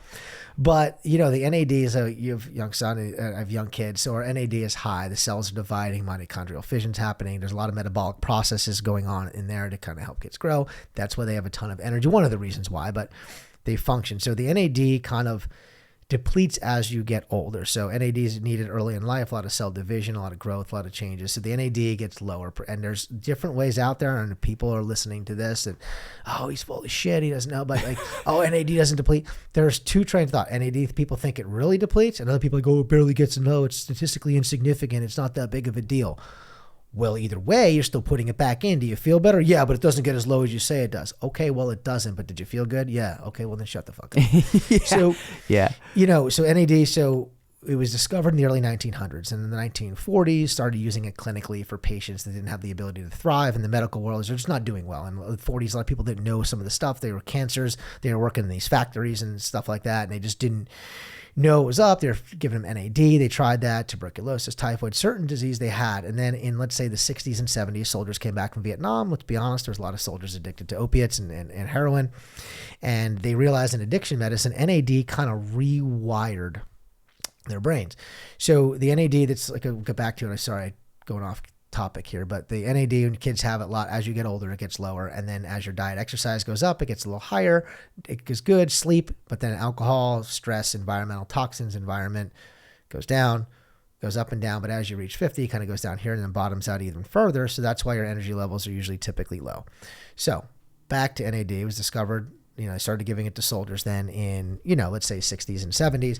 And then it remained in addiction medicine for probably 30 plus years. They were giving it to people inpatient addiction, 10, 12, 15, 20 cycles within a 30, 45-day period. And what they found out, it kind of rewired that person to kind of lose that trigger, lose that kind of physical addiction that they had to the hardcore drugs. And it also made them more energy and lively and more kind of stamina and just daily life. It's like, wow, I feel great. So Fast forward to the late 90s, early 2000s, NAD wasn't huge in the United States. It was addiction medicine treatments on the periphery of, people leave the country for certain things, super safe, but just different countries. And then the tech bros got a hold of it. And The tech bros. So the people creating, Google, Microsoft, they like Adderalled up like this. Yeah. So when they found out about NAD and heard about it in biohacking and trying to do all these think tanks they had and heard about this NAD substance, brought it, really to the United States and started becoming big in the early 2000s. And by 2006, started really blowing up. So they realized if I'm already healthy and I'm taking, I don't need that. I don't want to be on the Adderall, the Provigils, and kill my adrenals and have the crashes. But if I'm already healthy and I do this, well, I feel even better. And then lo and behold, boom, light switches came on. People felt well. People felt great. Then the CrossFitters and high endurance athletes started taking it because they deplete their body. They beat up their body running these ultra marathons, things like that. And then by the early 2010s, 2015, started really blowing up. And then now you see the Kardashians, the Biebers, the housewives, the celebrity whomever doing NAD, the needle in their arm, anti-aging. It takes little hashtags, all this stuff. You could find that on Instagram. I was going to do that pose one more time. There we go. Freeze frame that. Yeah. So they're. I'll send that to you. Thank you. So they're doing that stuff, and then it became popular. And then I've done a couple interviews, talk to me like, oh my God, I saw this on the Housewives. It's funny. This one client came and she's like, you're going to kill me. She's like, don't make fun of me. I've heard it on the Kardashians. And she's great. She's awesome. She's awesome. Yeah. One of our best clients. She comes in all the time. And it's funny. I said, no, I go, that's fine. I want them to do it. I want people to talk about it. Mm-hmm. So the NAD is like you putting it in. It's kind of like it has a bunch of different functions in your body. So the way we do it is Dr. Conover's protocol, and he's done tens of thousands of NAD. He's done the most in the entire world, probably hands down, sets up different clinics all over the country. We're set up with him through his provider network, and we follow his protocol. So the protocol is 750 milligram dose, chased with a fast vitamin, which is B vitamins, amino acids, and magnesium all in one push. It's a big push. It's not a drip. So basically, when your cells get the workout, the mitochondrial fission's happening, you're regenerating new cells. Cellular autophagy is happening, which is like when your cells are kind of weak and not really strong enough, it kind of kills them off or regenerates new ones. Your mitochondria are functioning and firing on all cylinders and functioning properly with the NAD that they have. So he found out 500 was too low, 1,000 was too much, 1,500 was too much. So clinically, he found by doing all these tests and blood work and just talking to clients of how you feel is that 750 is the dose. And then you chase it with that fast vitamin push, which you use the analogy of you work out, you take a protein shake, protein bar, light meal afterwards for your muscles. When your cells get the workout, you want to give them the vitamins and nutrients and amino acid they need to kind of thrive. So you do the 5 doses within a 10 to 14 day period. So basically it's a day on, day off, day on, day off, or a day on, 2 days off, day on, 2 days off. You get your glass full all the way to the top. Most people do fine with 10 doses if you severely stressed body, heavy drinker, heavy alcohol user, heavy drug user, heavy endurance athlete doing, marathons a month, that type of deal. Maybe you'll need 10 doses within a 21-day period, but most people 5 is enough. How long does this last then? So it lasts different for everybody. So I get about 6 months out of it till I notice like, oh, I need it. And I only noticed that last time because when I did it, I'm like, okay, I need about 6 months. I don't know what I'll get now because I'm doing about once a month. But it's super safe, super effective. It's just a chemical cousin of niacin. It's a B vitamin derivative. It's very safe, but it's very unique when you're getting the infusion. And people that hear this that have done NAD, everyone's a little different. First time I did it, said I would never do it again. It's causes chest tightness, but it's natural. It's the mitochondrial fission and the metabolic processes going on in your body. Some people like how tight? No, it just feels weird. Not like you're having a heart attack. It just feels like, oh, it feels a little weird. I mean, your arms feel a little heavy. You feel stomach queasiness. You feel like you get cramps, but everyone's different. So the more cellular damage you have and the faster you run the IV. So if you open it wide, one of these 500 bags run about 30 minutes to 40 minutes.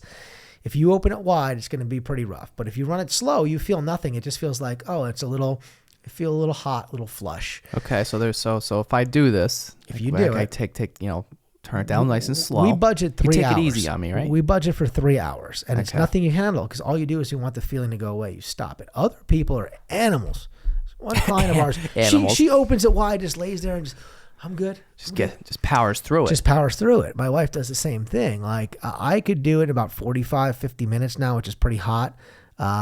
friend of mine, used to work with, buddy of mine now, BT, shout out to you. He's the complete animal, like 30, 35 minutes. He just opens it wide like a crazy lunatic and just lets it go. I'm like, wow, how does he do that? It's funny, we're in a group text, another buddy of mine's like, he's like, I got sick just thinking about it and reading that text message. Like, he'll screen grab it when he starts it and stuff. But so the slower you run it, the less those effects are. But it's nothing you can't handle. And I tell people this, like, I wanted to quit the first time I did it. My heart rate's higher. I have an Apple Watch I usually wear 90% of the time, and my heart rate was a little higher, but it's completely normal. You have all these metabolic processes, the mitochondrial fission's happening, your mitochondria splitting, dividing, generating new cells. But when the IV is over, it stops. Like, you don't have it for like the rest of the day. Yeah, it doesn't linger. It doesn't linger. Okay. You're done. You'll sleep great usually that night. Some people say they don't, but then you should feel that mental clarity and that cognitive function. And I hate selling people on NAD. It's a very expensive procedure. It's an expensive molecule. It's an expensive jar to get. But my market value, my price is fair market, well below fair market. And I include the fast vitamin push because I was fortunate. Because who knows, maybe when this comes out, I'll have a job. But full-time day job, med device does really well. But my thing is, I'm so passionate about NAD. I'd rather make a couple $100 less on it, because a fair market is about $1 a milligram. So 750 milligram dose should cost you around $750. We charge $700 for a single, $600 if you do a loading dose, and we give the fast vitamin push with it. And we do that because I want more people to feel good. And some people come in like, oh, you're trying to sell me on the high ticket. No, Google it. Search it yourself. Search NAD. Do your own research, because I do feel guilty.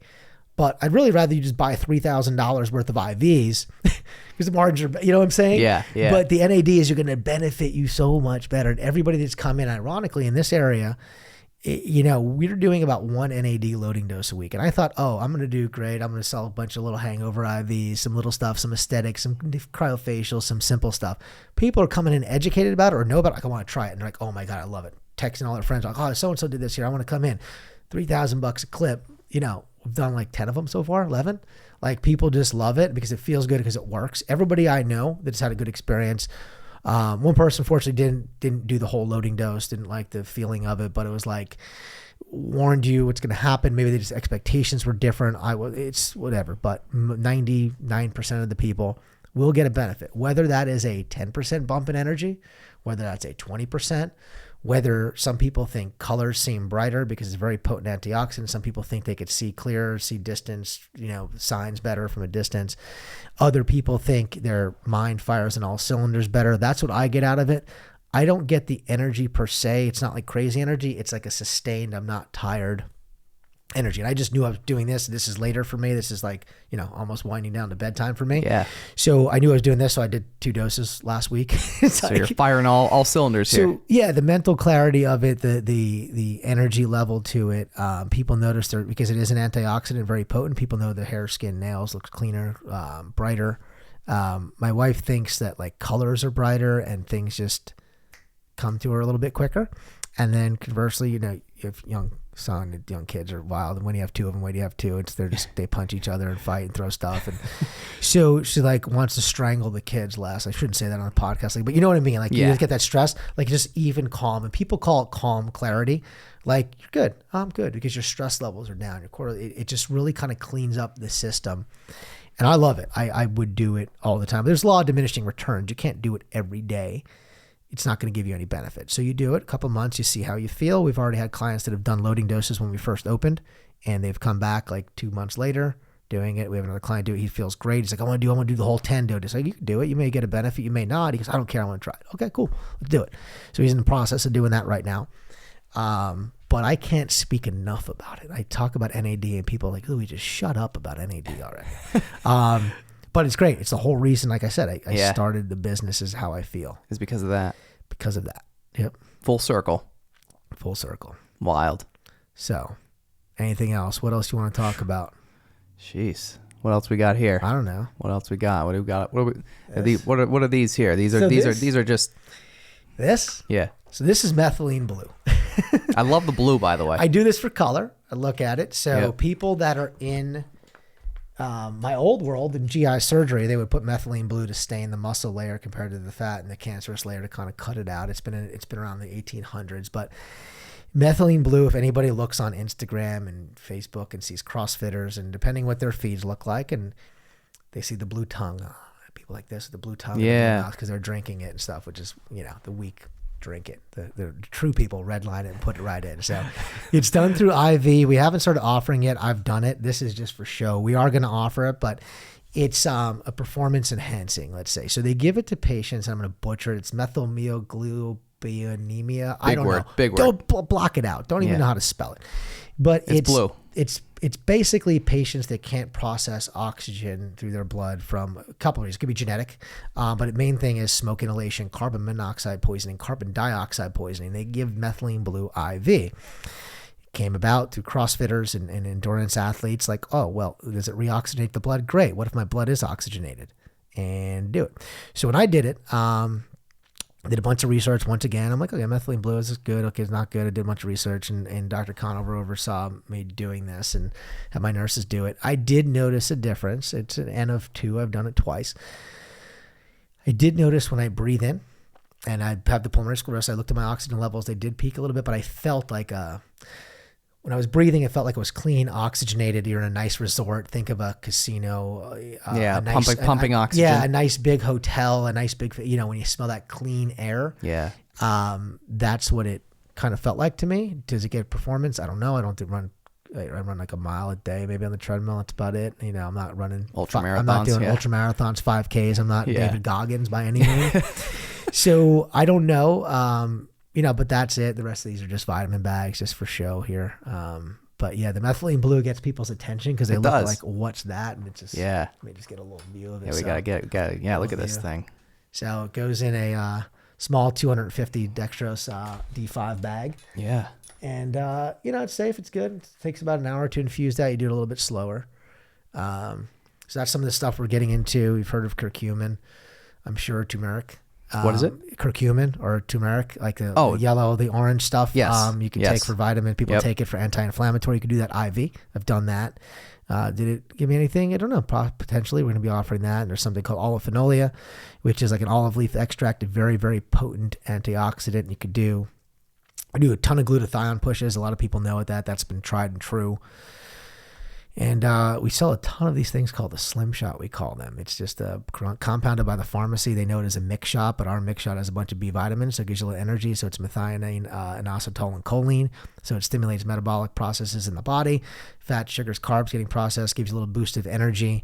And, people are buying those like crazy. We do 5 to 10 to sometimes, more a day. Wow.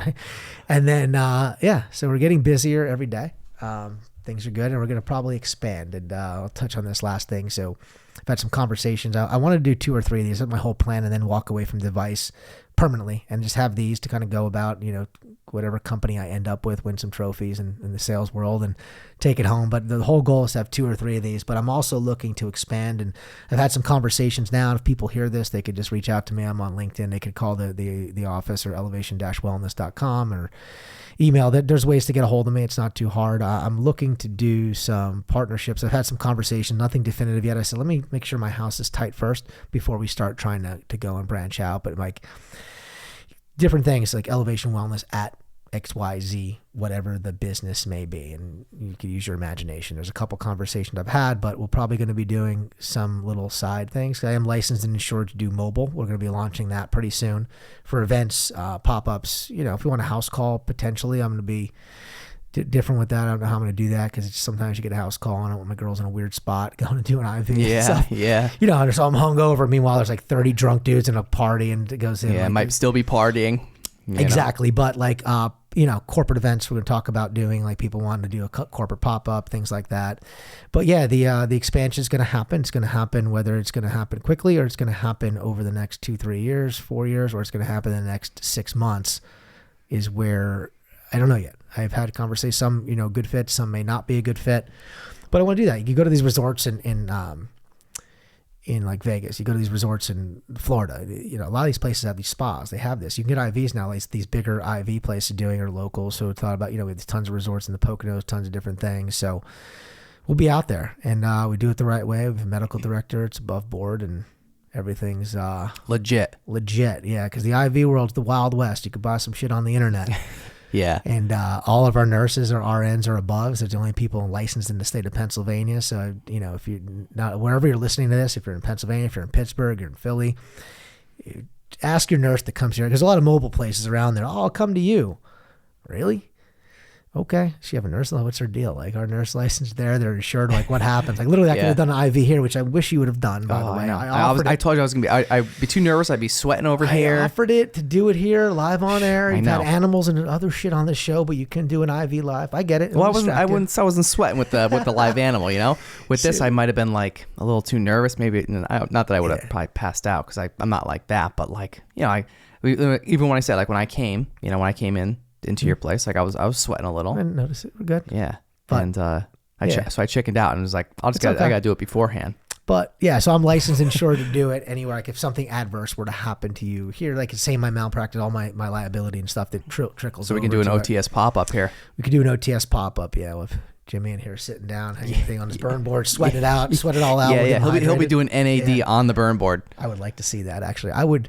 I would give him an NAD. That's weird. So I'll say it right now. Oh my God, this is wild. I'll give him 1 dose of NAD if he can do it while he's on the burn board, and he has to run it quick. He can't be like trickling it. Okay, like how quick? What's the quickest you could do it you could do it like 30 minutes, 35, depending how your blood's pumping. If he's doing that, maybe faster on there, it'll be interesting. But I don't think he can concentrate enough to do it. We'll see. We'll throw something at him. Take some video, make some cool content you could do. Yeah. Put it out there. Oh my God. I think he's going to accept the challenge. He might. What do you think? I don't know. We'll see. Hit him up after. Ask him about the sign. Ask him about the NAD. He's got a lot of homework to do, man. Yeah. We're giving him lots of homework. He's got to get it in. But, before that baby comes. He announced it on your show, right? Okay, I'm not saying anything. Yeah. Crap. Cut that out. Yeah. He announced it, when he was back on a couple months ago. Yeah. So. But yeah, dude, I'm glad we connected. I just want to say thank you. For sure. It's funny, ironically, like I said, I knew your dad from years ago. It's funny, and I probably saw you, and you're probably a little tight. Probably, yeah. So we probably met before. We just don't even probably know. didn't. You were probably sitting there hanging out, playing those little games they had. This is a long time ago. Eating a slice of pizza, eating pizza and wings, and hanging out with your dad. But then it was funny because then I was following you, and then I was going to reach out just indirectly, like, I'm like, hey, I'm up and running business. Hey, if you ever want to have one. And then Jimmy walks in, he's like, oh yeah, I'm a producer. I'm like, sometimes people say they know people, like, oh, I'll get you on, like, yeah. What do you mean you know him? It's like, oh, I helped start the show. I'm like, oh, you guys really know each other. Not like, oh, you hung out one time at a party, like a networking event. Like, yeah. Jimmy's part of this show. Yeah, I didn't know that. Yeah, he is. So yeah, he literally, I think he texted me like he might have texted me. I think he texted me when he was there. Like when he came, I think he might actually text me while he was at your place. Might have been, yeah. He was, I think it was that fast that he was like, "Yo, you gotta meet this guy." Well, we hit it off because we had to do some of the same suspects. Sure. I want to thank him, on the show. Jimmy, thank you, buddy. Yes. But no, thanks for having me on. I appreciate it. Man. Hope it's not the last time. For sure, yeah. There's so much. I mean, some of the stuff sometimes is it's confusing. You know what I mean? Like there's a lot to it, right? So like I think you gave a great overview today for people to at least somewhat be able to understand this. And the other thing is too, like you said, is about you guys aren't like a hangover place. It's not like because to be completely honest with you, I think before like I even met you and knew you, and like I think I saw that you guys were opening this place. Yeah, that was kind of my perception. Yeah, to be honest, we have the hangover bag, but I in hindsight, after I designed the logo and put the IV bottle, it's like a big part of our business because a lot of things are done intravenously. But I'm not a hangover. Hangover places don't do micronutrient testing. Hangover tests don't do a gut stool test. Hangover places don't do, like today we ordered our nurse practitioner is going to review. We ordered a hormone panel. We ordered a complete CBC, CMP, lipid panel for one of our clients who wants to do some other stuff, some hormone replacement, and they don't do that at a hangover place. They just give you a bunch of stuff in a bag, make you feel, which does work. Sure. Trust me, it does work. Yeah. But it's a whole nother ballgame. It's a whole other ballgame. It's a whole other different. We'll do that. We'll do that too. But we really want people to want that preventative, proactive approach to their wellness and health. Yeah. Yeah, that's it, man. Doing some cool shit, dude. We are, and hopefully. And congratulations, man. By the way, I mean, like, shoo. Thank you. It's taking on a lot. Yeah, man. It's a lot. It's bullish on this area, but my mentality is if I build it, they will come. Like people, like, what's this here? Like clients today, for example, we were talking about like, oh yeah, my husband he travels to work, and I heard about this. I'm like, what's this?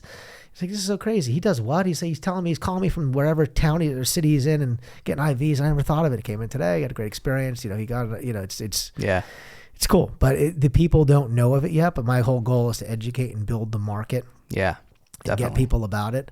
And yeah, hopefully we'll do this again, and either you'll be sure. bigger in a huge ass studio. Yes. And I'll say I have like 5 locations. We have this going on. We have this, and hopefully that'll be within the next year or so, and not like 10 years. And I'm like, oh. Yeah. All right. Well, how can our listeners connect with you guys online? So elevation-wellness.com or elevation-wellness. If we really want to be proper about it. Our Instagram, Facebook, LinkedIn is Elevation Wellness NEPA. You could find me personally. I don't have any personal stuff other than a LinkedIn, and I reluctantly got that a couple years ago because I had to for work. But I'm Louie Helmecki on LinkedIn.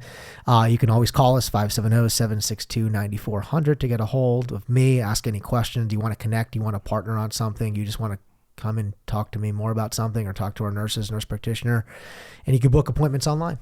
You go right to our website. Our website's about 90% complete. It's going to be a lot more informational stuff going on there. We're adding some more interactive kind of videos, but most of the stuff we talked about, they could find out there, and just Google anything you don't feel comfortable about. But that's it, man. Boom. That's it. Well, Love thank it. you. Yeah. All right. Absolutely, man. See you, buddy. All right, dude. See you. All right. On the Stacks podcast, Louie Helmecki. Thanks for joining me. Thank you. If you want to see more On the Stacks content, subscribe to our YouTube channel at youtube.com/OnTheStacks podcast, or search the hashtag OnTheStacks on Instagram, Facebook, and LinkedIn. If you enjoyed this podcast, please subscribe and leave a review. We'll catch you next time on The Stacks.